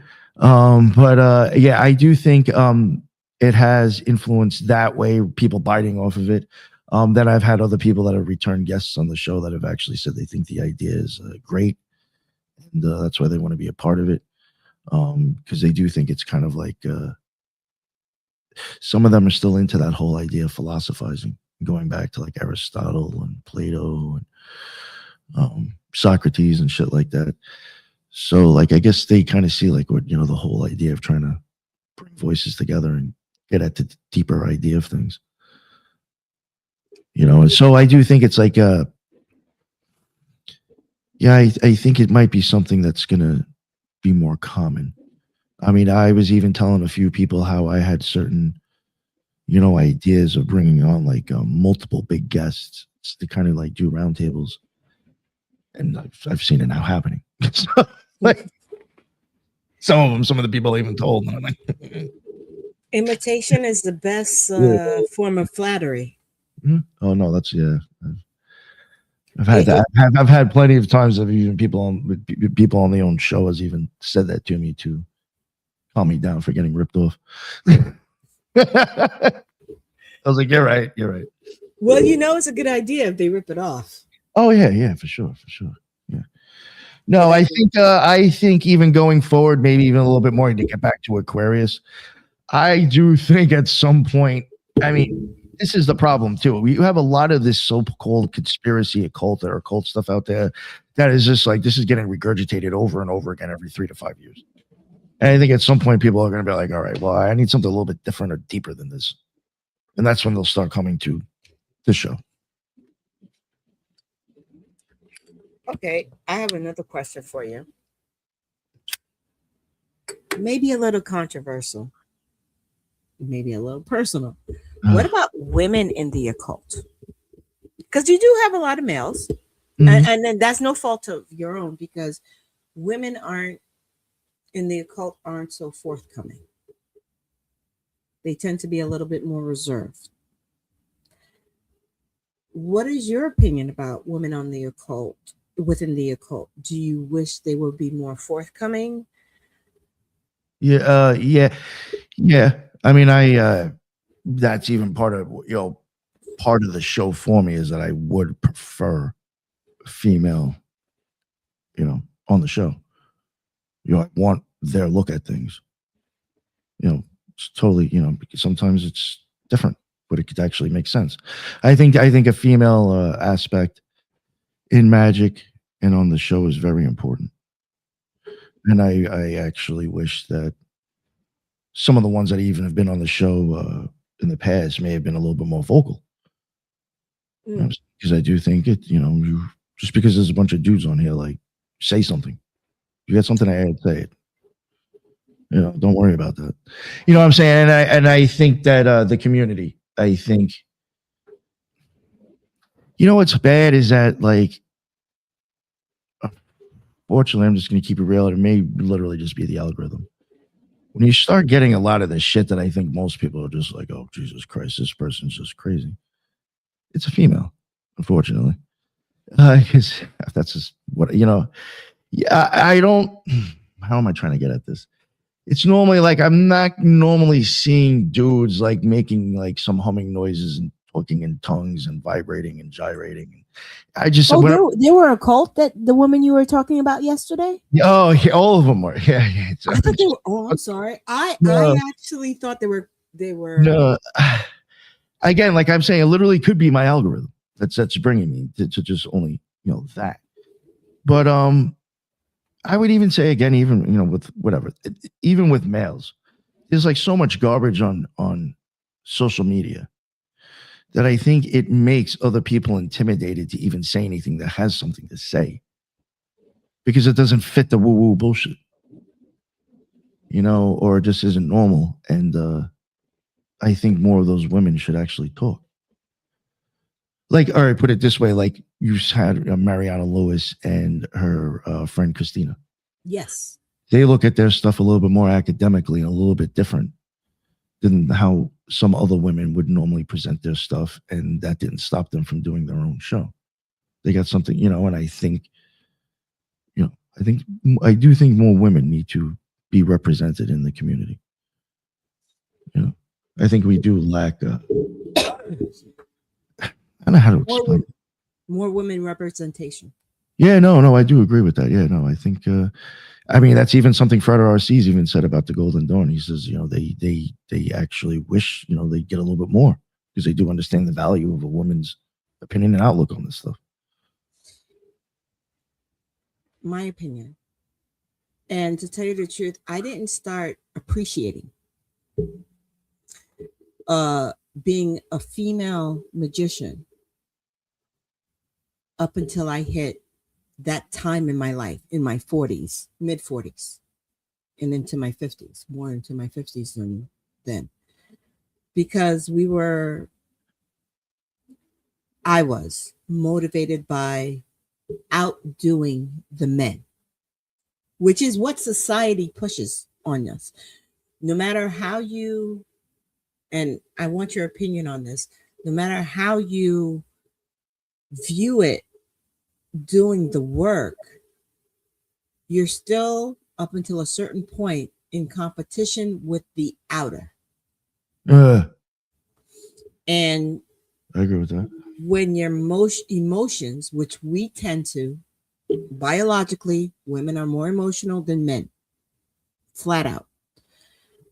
When emotionally you're just trying to prove that you're one of the guys, to when you submit to your emotions, which is part of the process, then you start seeing it at a different aspect. You're a little reluctant on sharing that aspect, because at that point, while you're competing with the men are already academically ahead of you. And to a point that could be intimidating. I may be wrong, but I feel that's part of the situation. Yeah, I was gonna say before, but actually it's a little bit different spin on what you're saying, but kind of almost the same thing. My actual experience, I haven't, like, it's not like I've asked these women or get too deep into it, but like some of them, sometimes maybe after the show or whatever, they'll explain like what they wanted to ask. And a lot of not really you, actually, believe it or not. But yeah, no, I'm not even thinking about you. But yeah, you do fall in there, but not as much as other women that have been on the show, because I've had other women like voice a little bit more about what they wanted to ask. Believe it or not, they were a little bit more worried, I guess, technically, because there's more men on the show. They're going to be worried that their question is going to take away from where we just were. But the thing is, once I was told what these questions were, they were actually one of the more intellectual ones to ask. That I was like, I wish you would have fucking asked. So, if anything, I'm actually giving the women a little bit more credit on certain things. They actually kind of like, well, I keep it real. A lot of the women that have been on the show are very deep in their own head. So they think very deep. We tend to be very, from my view, we tend to be very analytical. Yes. But which I think is why they're great in true crime. Do you ever notice that? I think women dominate true crime because it's so analytical. But the thing about it is that when it comes to when men speak on those topics, they have the resource, because they've done the research, to back up whatever they're saying. Where we were like, well, what about this? And what about that? What of this question? The research have already been done. Granted, our question may not be within the scope or what the panel has already thought about. No, but there's a connection. Yeah, but we don't have, if you don't have the resources and the reference for your question or your theory, it tends to be a feeling of being dismissed automatically.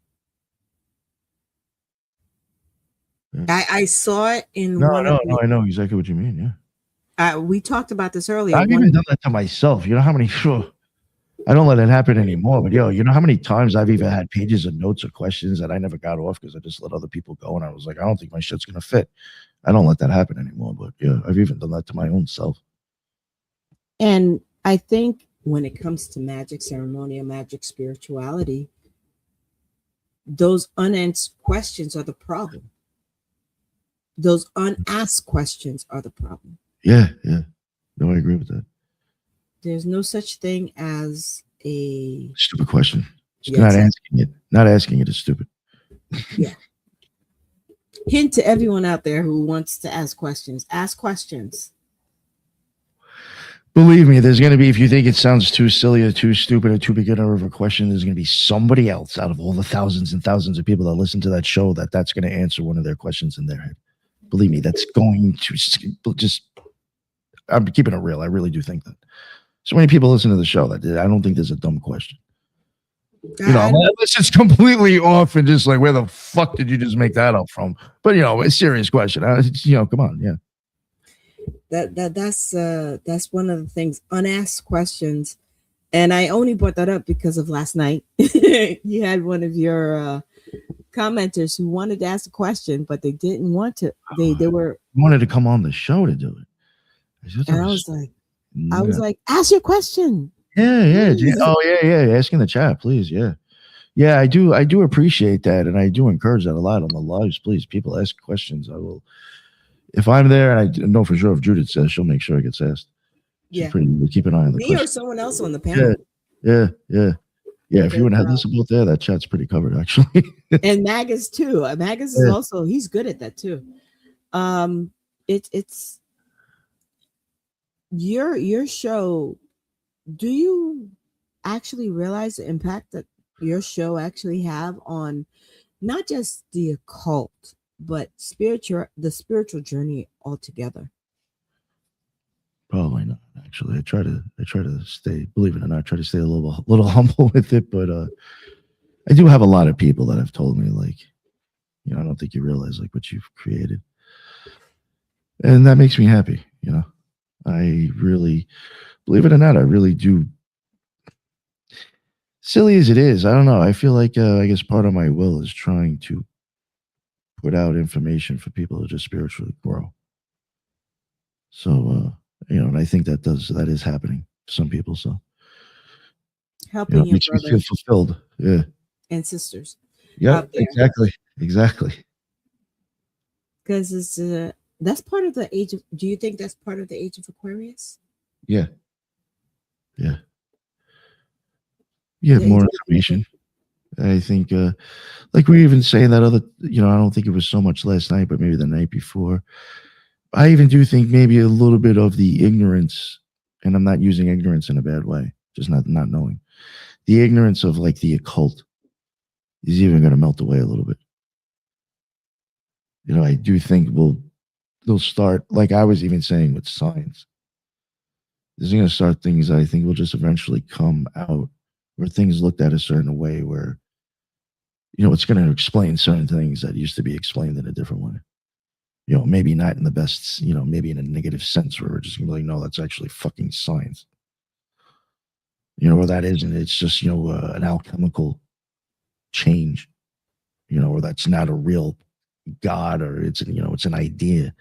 Hard to explain, but I do think like some things, I think, guess where I'm going with this, it might be a little bit harder for the satanic panic to keep fucking going.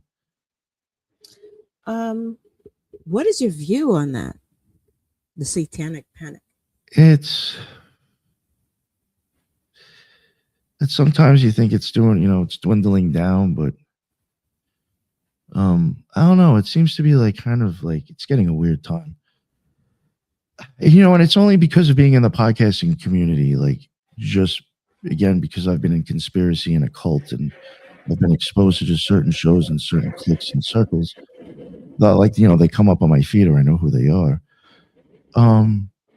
You do have like, I don't know, a lot of fear mongering going on right now. Even, I hate to say it, but like even a little bit more radicalism starting to kick up, but I don't know if it's going to go anywhere. But it is, I don't know.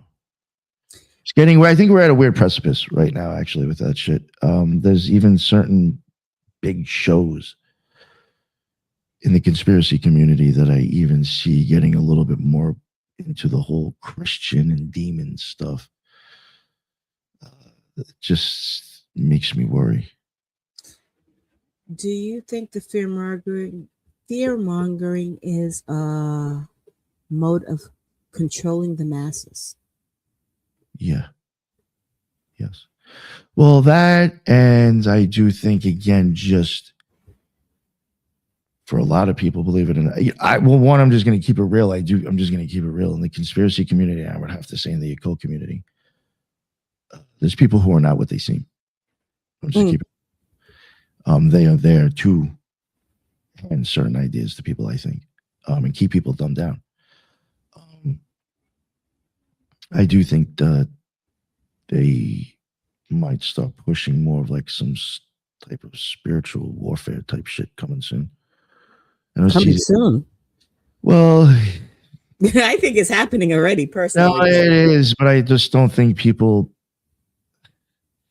most people don't realize the propaganda. It's being implanted into people's brains right now, like you're saying. Yes, it is happening, but I don't think it's being pushed radically, but the seeds for them to go that way have already been done.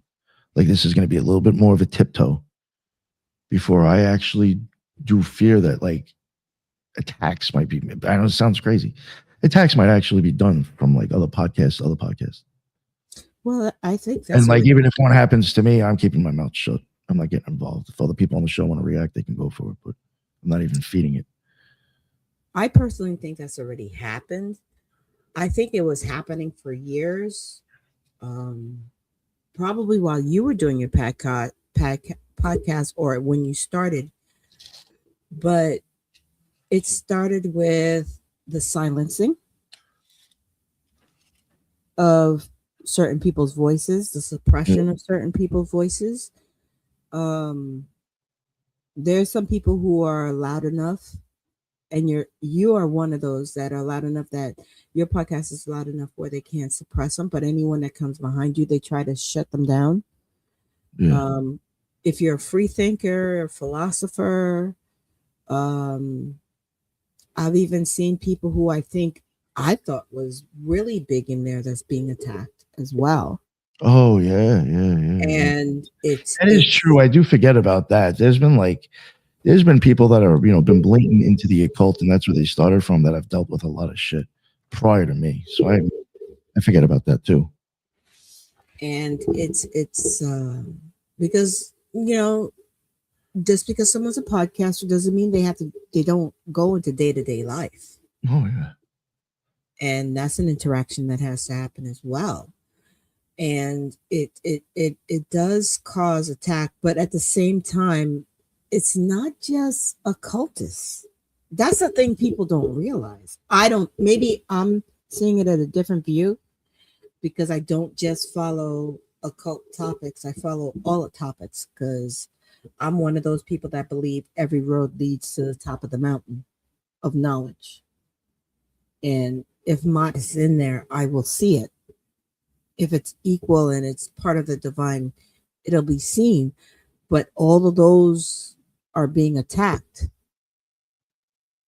And if they stopped saying that they're the true ones and realize that anything that leads there is what's being attacked, everyone will stop and see the truth and move forward, in my opinion. And occultists are the ones who are sounding the alarm. I've even worried about that, being attacked from the occult community. Well, a certain audience. Well, that's a whole. I keep on aligning with certain things. That's the occult. That's part of the Occult Rejects theme. But yeah, that the interfighting is a problem, and it's not just in spirituality; it's also in. It's in the real world. It's in racial divide, political divide. There's a lot of division in the world right now, and it's a distraction. That's what I think. Oh yeah. That's why I think another reason why I was saying, like, with the conspiracy stuff, that I've kind of like lost, I just was just like, I don't even know what the fuck's real, what's a distraction anymore. So that's why I was even more of just like, I'll stick to what I do enjoy and kind of have a half a clue about magic. Or get other people on to talk about what I don't know.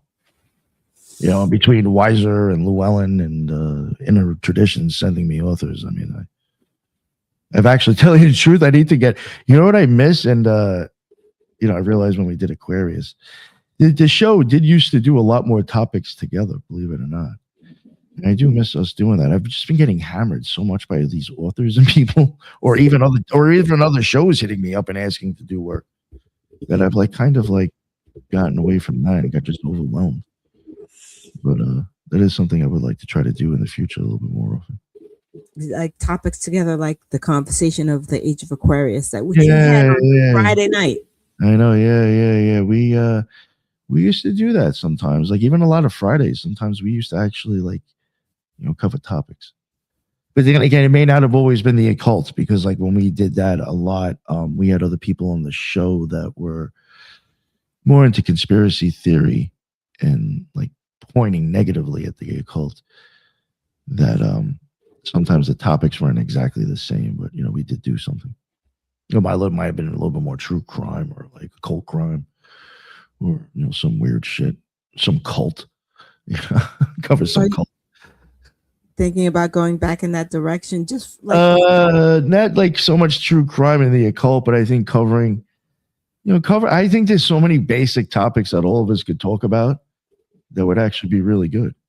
You know what I'm saying? Just like I don't know. You know what I think? Like when you start looking at everybody's practices or what they've researched and what they're into, I think there's a lot of shit that we could all like spitball on together that would actually be a really good conversation.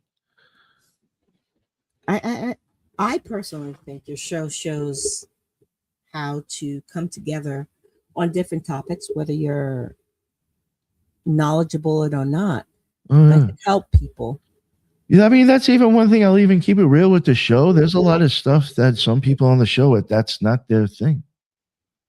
But they still come on for other topics that is their thing. Yeah. You know what I'm saying? So, I mean, you do get a lot of, when you have people that have completely different opinions about Plato on the show. If it doesn't fit their opinion, they don't come on. If it's that drastic, you know what I'm saying? Because they don't want to make waves, but then they come on for other things.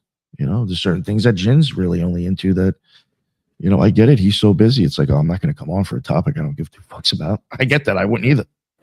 Same thing. If I got asked to go on a show and talk about X, Y, and Z, I'm like, well, what the fuck? No, I'm not. Sorry, I'm busy. But so again, like even what I'm saying is it's just like even people who don't necessarily even all see eye to eye on a lot of different things still are coming together. That's kind of impressive. Actually, I find that quite impressive. I find that innovative, and I mean, this shit, it's like, again, I even know certain people to use for certain things. You know what I'm saying? That's why sometimes you'll see 2 or 3 people instead of 5. That's true. I know a lot of people's not weaknesses. They're they're better parts. Again, for the Magus, if I wanted to talk about Plato stuff or Neoplatonism, we get him. Ike Baker. If I wanted to look at it a different way, I would have Headless on. I want to talk about who's like really good at it, believe it or not, is Jin is really good at talking about like hoodoo and voodoo shit. Believe it or not. Really? Oh yeah. Yo, that's like one of his things. Yeah. I mean, I don't know about him practicing it, but like him following that shit. He's been on the show. I think we've covered 2 things kind of with him. Very, very good on that type of shit. You'd be surprised. Yeah. So I mean, there is like a plethora of actually different things we could all be doing. And you have gathered all these great minds into one place on different topics. Yeah. I think it's fun. I mean, you have Headless is a plethora of information. Oh, yeah. You have Jin, which I'm surprised to find out. I thought me and him was only with collaborating, like we mesh with Mott and Kabbalah, but now there's more. Oh yeah. And Green Terror. And then you have Magus is amazing because he shows the occult within. Oh, that's true too. Like anime, pop culture. Yes, that's another thing. That was stuff that we used to do sometimes too. That's always fun, but just sometimes like I'm afraid it's gonna get taken out of like context, I guess, where it's like, oh, it's all fucking bad and they're trying to fucking program you. But no, sometimes I think you can actually just show like this is actually telling you an alchemical tale. It's that since you don't understand it, you don't see it. Because that's not what you're looking at. Yeah. But what the person It's like you're watching the hero's journey in a cartoon version right now. I have to bring this up. In this country, we used to do stuff like that, and we stopped our creativity. Yeah. I feel like Do that you- died out in the 80s and 90s. Yeah. Yeah. Do you think it's due to the lack of hermeticism and imagination?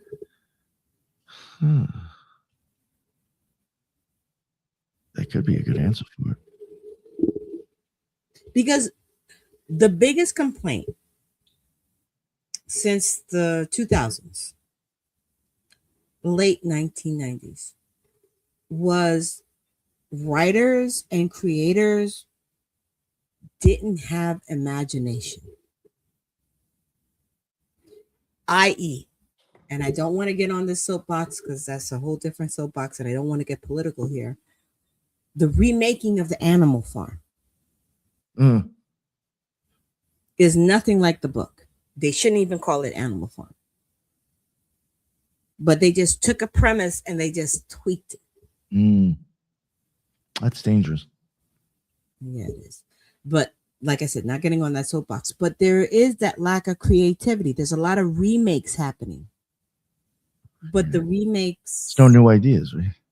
Exactly. And that's another thing I like about your show is that you bring up authors. Yeah. Oh, yeah. I try to get people on that it's like out the box, normal, shit that I haven't heard before. Or different ways of looking at things. Yeah. Like Cherry Power with the left-hand path of tarot. I don't know. How are you looking at it like that? Have you read the book? No, I haven't yet, unfortunately. I have started. I know you're. I want to read hers and Mariana Lewis, which is both like basically psychology, kind of, in my opinion, like of tarot. I find that very interesting using it for that shit. I am still reading the book, which is why I haven't written a review on it. But it was like it opened up a different outlook on dealing with the left-hand path, which makes it more personal, which I love because, and maybe I'm wrong on this, please share your opinion. I feel that when it comes to spirituality, people has forgotten the personal aspect of it and they more want to project. Yeah. It appears. I totally agree. Yeah. Like I was saying before, I think it's a very personal, relationship, magic. Why do you think people are avoiding that aspect of life in general? It's very hard, even for myself. I'll say to look at oneself's behaviors that maybe you don't agree with or you keep doing. I think it's just I think it's nowadays. I don't know why. I don't know if it's due to social media, due to drugs, due to TV, due to the food. I don't know, something, but it just seems like looking at oneself is just not a thing people want to do anymore. I don't know. Do you think it's the unwillingness to accept our shortcomings? Yeah, that, and I think like when you want like a quick fix or the feeling of a quick fix, that's not going to be part of like the equation, because that may take some time to actually do too. You know what I'm saying? Like maybe you're just like, I just want shit. Like I'm just gonna keep making like little spell candles every time. Like instead of like taking a look at like, well, why do I have this fucking issue that I keep doing shit for? Maybe it's me. Maybe it's my way of handling with the situation. You know what I'm saying? I think people just think that like I just gotta dress a candle, throw some herbs on here, some fucking stones, and again I'm gonna get what I want. Instead of trying to sit there and analyze yourself and like maybe like, oh fuck, maybe this is actually my fault. Like I don't want to do that either. That's true, but later on in life it's beneficial.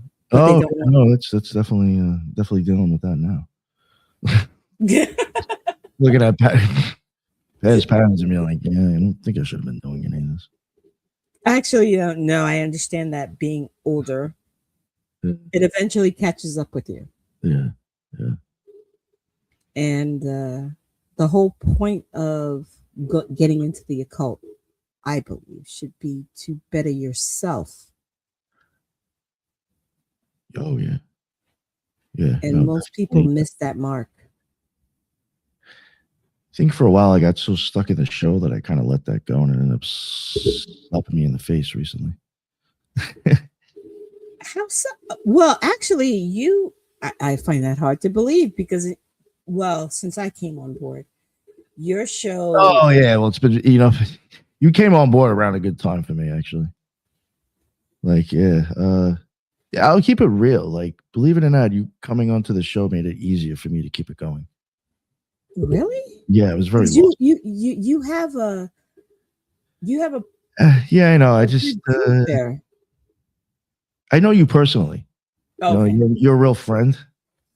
So I just like at the time, I don't know. It was a plus to actually have like a real friend to be there. To understand the journey. Yeah. Which is key. I knew you were, I'm not saying other people on the show aren't, but I just knew that you were, I'm not being used. Oh, no. You know what I'm saying? Like I knew that like you're a real friend and you're actually enjoying this, and like I don't have to worry about like somebody's gonna stab me in the back or come at me weird. Like I knew who you were. And it was a comforting feeling to be like, Judith, yeah. What the thing about it also is, again, this goes back to earlier in the show when we were talking about the vetting process. When it comes to different organizations, not just the OTO, but every organization has a vetting process. And it's because once you're in, you have to know that that person who's in with you is reliable. Yeah. This journey is a journey. Yes, it's a journey by yourself. Whether you go through the occult, whether you go through whatever spiritual journey, you want to know that the people that are beside you on the journey are reliable, and you're right, not using you. I mean, I've had people on the show, unfortunately, like because of 2 guests that I had on. I mean, they just started going crazy and calling us Nazis. I was like, yo, where the fuck is this coming from? And I'm not even fucking friends with the dude anymore. It's fucking weird, but I don't know. I don't want to get into it, but when I look back at the situation, it's like this was extremely beneficial for your numbers. And that's probably, and actually, to tell you the truth, if you look at most other podcasters, that's probably what a lot of podcasters are going through, because you have a lot of people flipping. And I'm talking about in the political realm. Me and you discussed this offline a lot. You see a lot of people flipping because it's what either you do this for the numbers or you do this to benefit someone, even one person out there. There's one person who come across your podcast or was following a podcast of a guest that came on you or read a book that has been a guest of yours that come across your podcast and go, okay, I'm not alone. That's why your chat is awesome. I always talk about your engagement. Your chat is awesome. Yes, sometimes they go off the rail and they say some things, but 1, they're consistent. 2, oh yeah, they put a smile on my face. Yeah. It's cool to see. There's a lot of the same characters always there. It's cool to see. It's I do enjoy it. That's why I go live, is because I like, the little community that, there's some people there that are like fucking there almost every show. You're like, holy shit. Actually, there's one that came late. I'm going to mention him by name, Vincent. That last night he came on late and I was like, oh, this is not a show without Vincent. I don't see Vincent. Where is he? That's funny, Vincent. Yeah, and WL Vincent. And you have your people, and everybody you have on your show have their people, and they have their comments. Your moderators are the best, I have to say. And it's a safe space, especially under the subject matter. You create a safe space. Yeah, that's the one thing I will say. Yeah, yeah, that's the one thing that I will. Normally I'll let people air their opinions out in chat, but once that shit starts getting fucking a little offhand, I will take care of that. But yeah, I want everybody to be able to have their, like on the show, their own opinion. There's people that listen. You don't agree with it, I'll let you voice that. As soon as you start getting fucking retarded about it, I'm gonna put you in timeout. That's even another thing. I'm not even kicking people right away. I'll put you in timeout a few times. Just like chill the fuck out, or just ask that question without being a dick to everybody. Like there's no reason. Like I don't know, but yeah. But for the most part, I mean, like 93% of the shows, I mean, they're all. There's never a problem anyway. No. And I have to say, especially after yesterday's show, I am hyped for Occult Rejects. I am a fan, a big fan. I do appreciate your show, and my significant other have mentioned that he's appreciative of it. Nice. Although sometimes he has trouble catching up, and I've spoken to you why. You guys speak on a different level, which is appreciated. And it challenges. That's what it does. It challenges those who listen to do the research and take a deep dive on the topics that you hit. Oh yeah, see, that's another thing too. I think with everybody adding their 2 cents, and you're gonna hear shit that was like, oh, I never do that. You know what I'm saying? And it's on for the most part. I would say that they're normally the person's right. You know what I'm saying? And for the most part, people when they spit shit on the show, they're normally for the most part correct. Maybe certain little things it might be a little bit off. Like I do that sometimes. I fuck up numbers here and there, but for the most part, yeah, I do think you have a good chance of probably hearing something you may not have known or heard of before.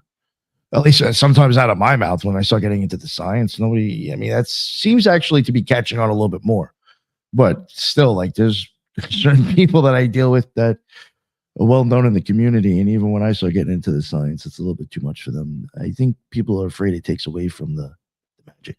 If you could start, no, it doesn't. It adds on. I know, but I think some people they like to believe that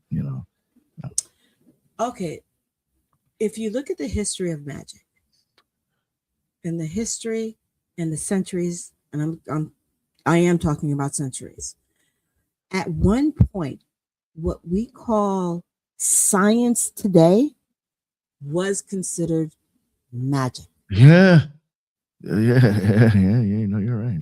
So what we call magic today is just waiting to be proven by magic and numbers. We were talking about this earlier. Yep. I think you're right on that. Yes. Which like I said, I think we'll pick up at some point, which is why I'm trying to get ahead of the curve now. Actually, when we first met at OTO, that was my goal. But I am not good at math. Which you have to be good at math to be good at quantum physics and everything else. Mm. I'm good at theory. And you've got a bunch of people who come on your panel that they have bits of the puzzle. Like I said yesterday, everybody has a part of the puzzle and they're putting it together. There is an aspect I did notice being on your show that most people don't put into play, which is a key player, and the main player, which has been a hindrance, is the emotional aspect. Yeah. The ego and everything else. I need to sit still. No one wants to sit still due to the ego and they're emotional. Yeah. No, ourselves included, I'm sure we get that. No, but I mean, that's even, believe it or not, that's even where I try to go with like some of the science stuff I'm going to be putting out more now, like stuff with the nerves and the brain waves. It's like a lot of stuff. If you really start to look at it too, I think it becomes a part of like alchemy of the mind is like, we have all these sensory buttons to be pushed by all this outer stimulus.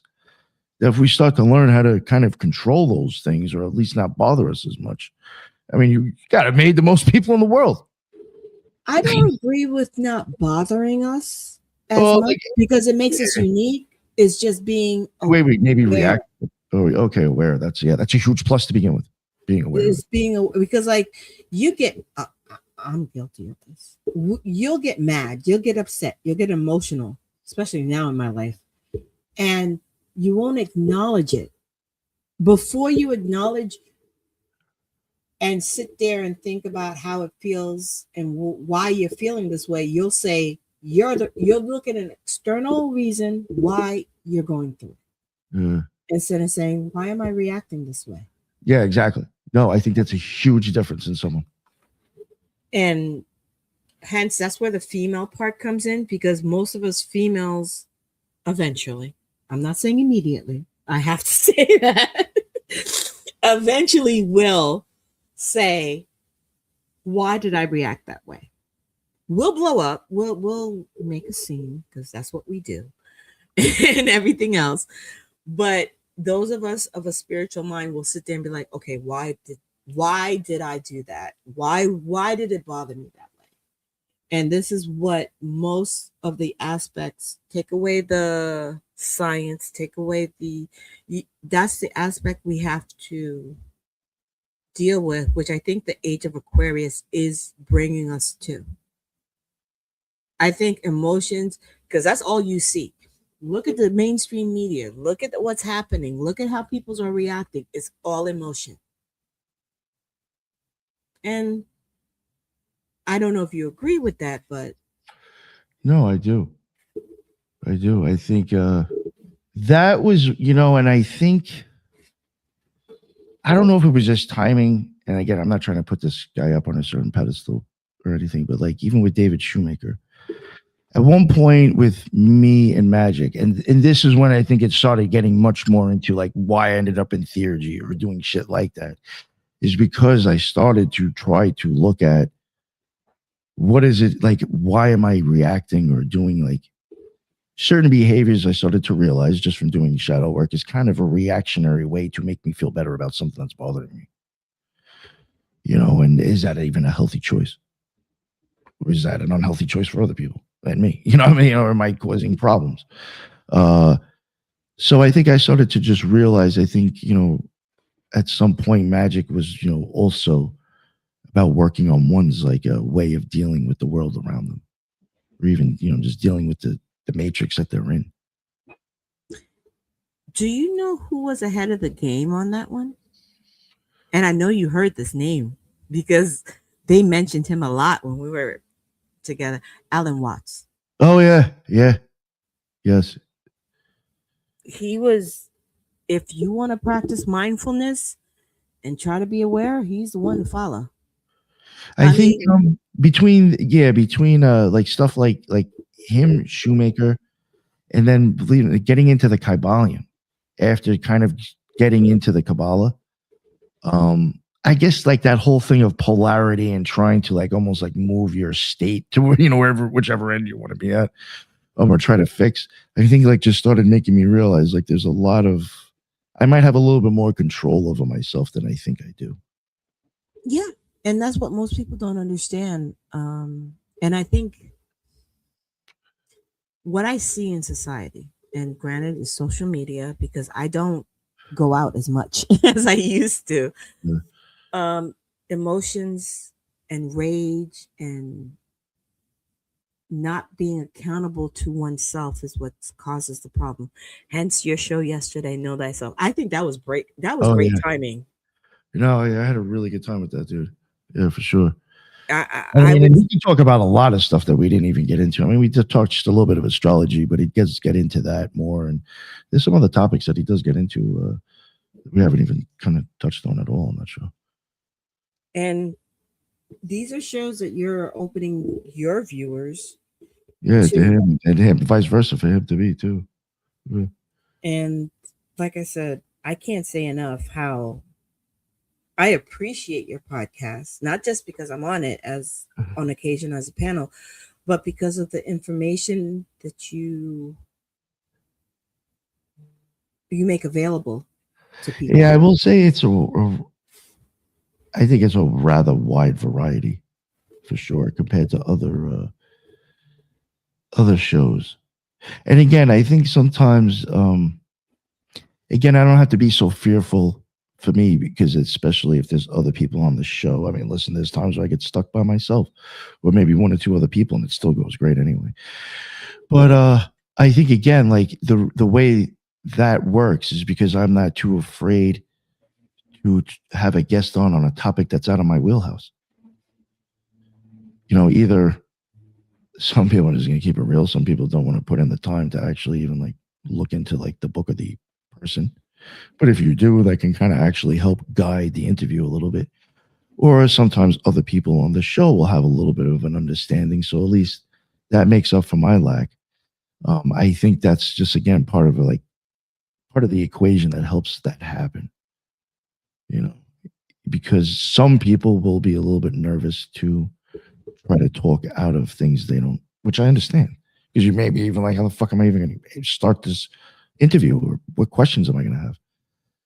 It just makes it a little bit easier if you drop that fear, do a little bit of research, and again, having other people on the show makes that happen to where I can cover multiple topics and still make it work. Listen, there's a lot of people, believe it or not, like, and keep it real, when these book companies send me these suggestions every month, I'm kind of pulling the ones that I'm like, well, this sounds interesting and I'd like to hear about it.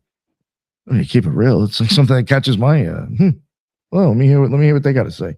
I want to hear it. I want to learn about it. It might interest me. And the ones that part of me still even searching as well, of wanting to hear people's opinions on things. And the ones that don't interest you, do you pass them on to your panel? No, I should do. Well, yeah. See, I don't know how that would work.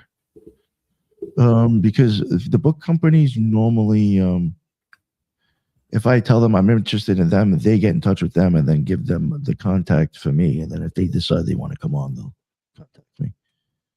Okay. Yeah, which is like, that's why I said I'm not sure if I could ever get Lon Milo on, because they've already done that. He's had it from Weiser and Llewellyn now, and he still hasn't come on. So I think he's like, I think he would. That would be an interesting panel, to be honest. I really like to have him on. I have no problems. I think he's a very, very intelligent man. Oh, more intelligent than I think people give him credit for. I think his humor, there is a lot of deep shit that man's saying that people do not catch at all. I tell you, so like the only issue I have, it's like sometimes I wish he would come out and actually say what he really wants to say, because I think he'd have more to offer people. He has a lot to offer. He does, but I think I think that man's seen things. He's experienced things that I think he should talk about. That's another thing I wanted to ask you. Within the occult community, is there things that people just keep taboo too much that you think should be shared for those who are on the path? Yeah. And again, I think a lot of it, I will give some places like slight benefit of the doubt, or I'll give them a little bit of a pass on this, to where, just like anywhere, sometimes you have to question, is this person making this shit up, or did this really happen, or are they just delusionals, whatever. But I do think there's a lot of experiences that kind of get brushed under the rug, or just kind of not acknowledged, that I think should be. Again, in my opinion, my whole idea of magic crossing the abyss, separating your soul from your body, if that's any of the case, that can sound like a wild, weird fucking thing to start telling people. I could understand orders, maybe not too quick. I'm saying, yeah, that's what you're getting involved in. But like, something a little bit more in between there, please. I don't know. I just think we got to have like a little bit more of like, I don't know. I just think there has to be a little bit more of an idea of what you might be getting into. Well, that is actually, because we've talked offline, and I'm not going to get into depth about that, because it is personal experience. We've shared experiences, and to the average person who has nothing to do with spirituality, and I say spirituality because if you talk to people of other traditions, Eastern, Western, even Catholicism at one point, they'll tell you stories that most people look at them like, and they didn't check you into an asylum. And those are experiences some people experience. Um, Luckily, before I had mine, I'm gonna say some people did warn me, and even with that warning, I was like, I'm good enough. Ego, but Do you ever those wonder? Because like I feel like me and you also did kind of have experiences around the same time. Oh, maybe this. Sorry if this question is like a little bit too much. I'm not trying to get too much into it because I know you do have a respect for the organization. I've often wondered if it had anything to do with the initiations. I have my view on those. Because you and me did go through a few And of them this, together and both had weird experiences around the same time. Like, that is actually something I feel people don't they go into too lightly is initiations. Initiations I is would, supposed to I alert even did that. your I did that myself, and looking back at it now, I see how much more serious it might actually be. initiations. You're opening a section of your spirituality and your mind Your to chakras. certain, yeah, and your chakras. Yes, they're opening it, and this is no matter what. It doesn't matter what organization, what tradition you go through. Yeah, a lot of them all do the same shit, believe it or not, in certain ways. Even actually the steps you go through Christian faiths and the Abrahamic faiths, they are opening you up to a certain level. And what happens is that most people go into it too lightly. And no matter how you fortify yourself, if you allow yourself to be open, and that is a key, allowing yourself to be open, you are going to go through a change. The change most people look at is the outer change. Is my life going to be disrupted? Is it going to affect me financially? But there are other changes that you go through that people don't put into account, and your psychological change, any deep-seated trauma sometimes is brought up that you have to face, hence the shadow work part. That's why that's people use terminology, I feel, and they find a word. It's like what they said about Bobby Brown when he learned the word prerogative. It's my prerogative. And that's, people tend to use words willy nilly without knowing the work. Shadow work, if you speak to someone who's serious, is not something they take lightly.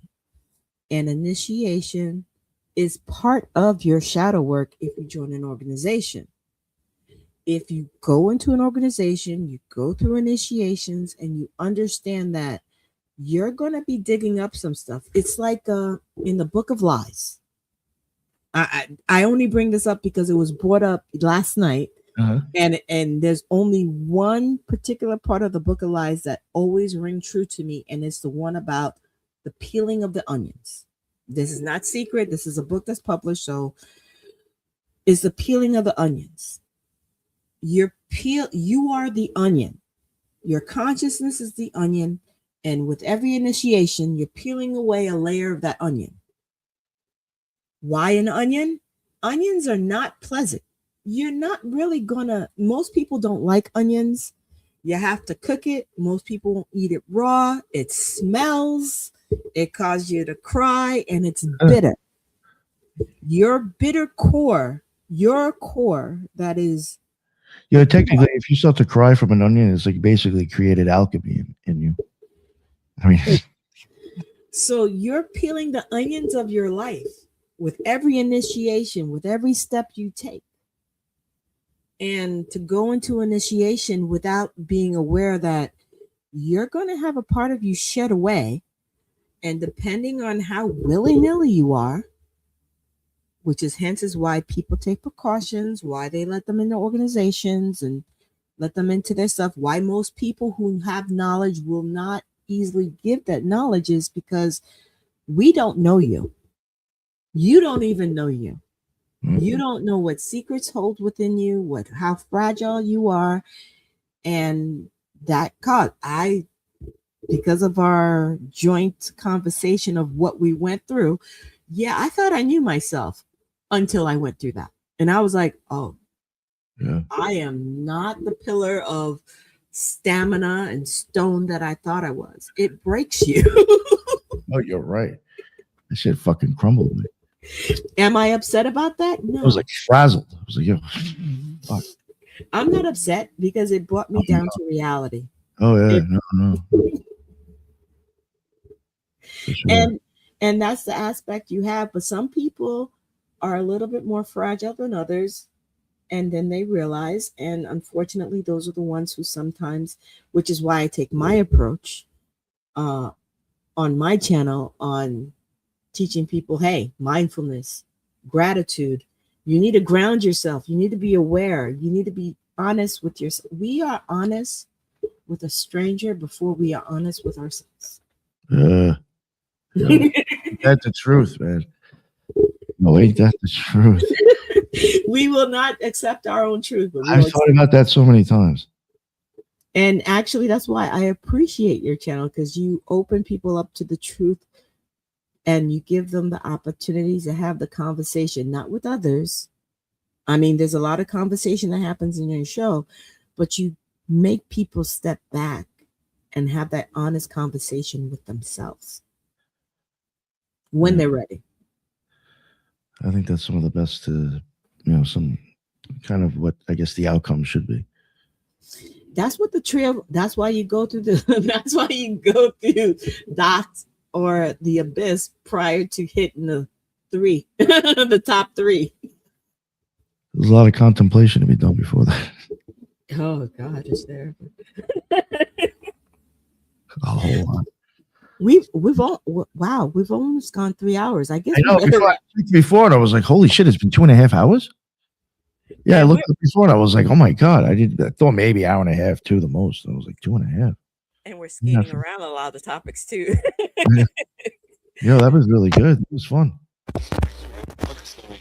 Oh, your mic now. Your mic is screwing up. It sounds like it's picking up a baseball game. It may be a backup catcher, but he gets a lot of respect around the league. Yo. One coming, and that's hit in the air foul. Can't hear you. Side had a play downstairs, so it's 2-2. For a backup catcher. Yeah, talking about it's 2-2, and there's a backup catcher. And he is in a conversation. I think at this point, by any objective measure, did a wire pull out or something? Backup catchers the Mets have ever had. I think Luis Torrens is absolutely in that conversation, if not at the top of the list. There's 2-2. Yeah, it sounds like. Back out of play just to our right. You take off the mic and just talk to the computer. Great start 2 years ago, around the time that the Mets were coming back from London and series against the Phillies. You know, it's literally playing right with good graces, and all he's done is just throw everybody out that tries to run on him. Where is it? Torrens.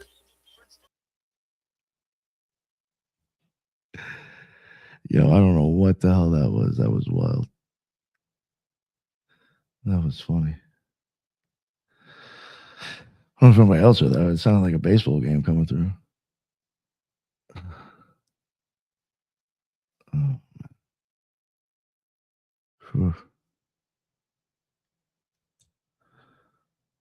Oh boy.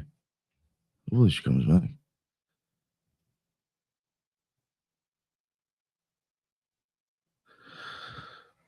What the fuck?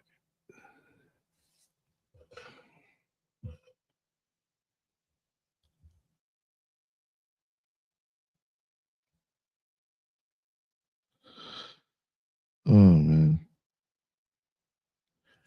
I don't know about keeping you people too entertained for too long. You're stoned out. Oh, fuck, she could have texted me and I have no idea.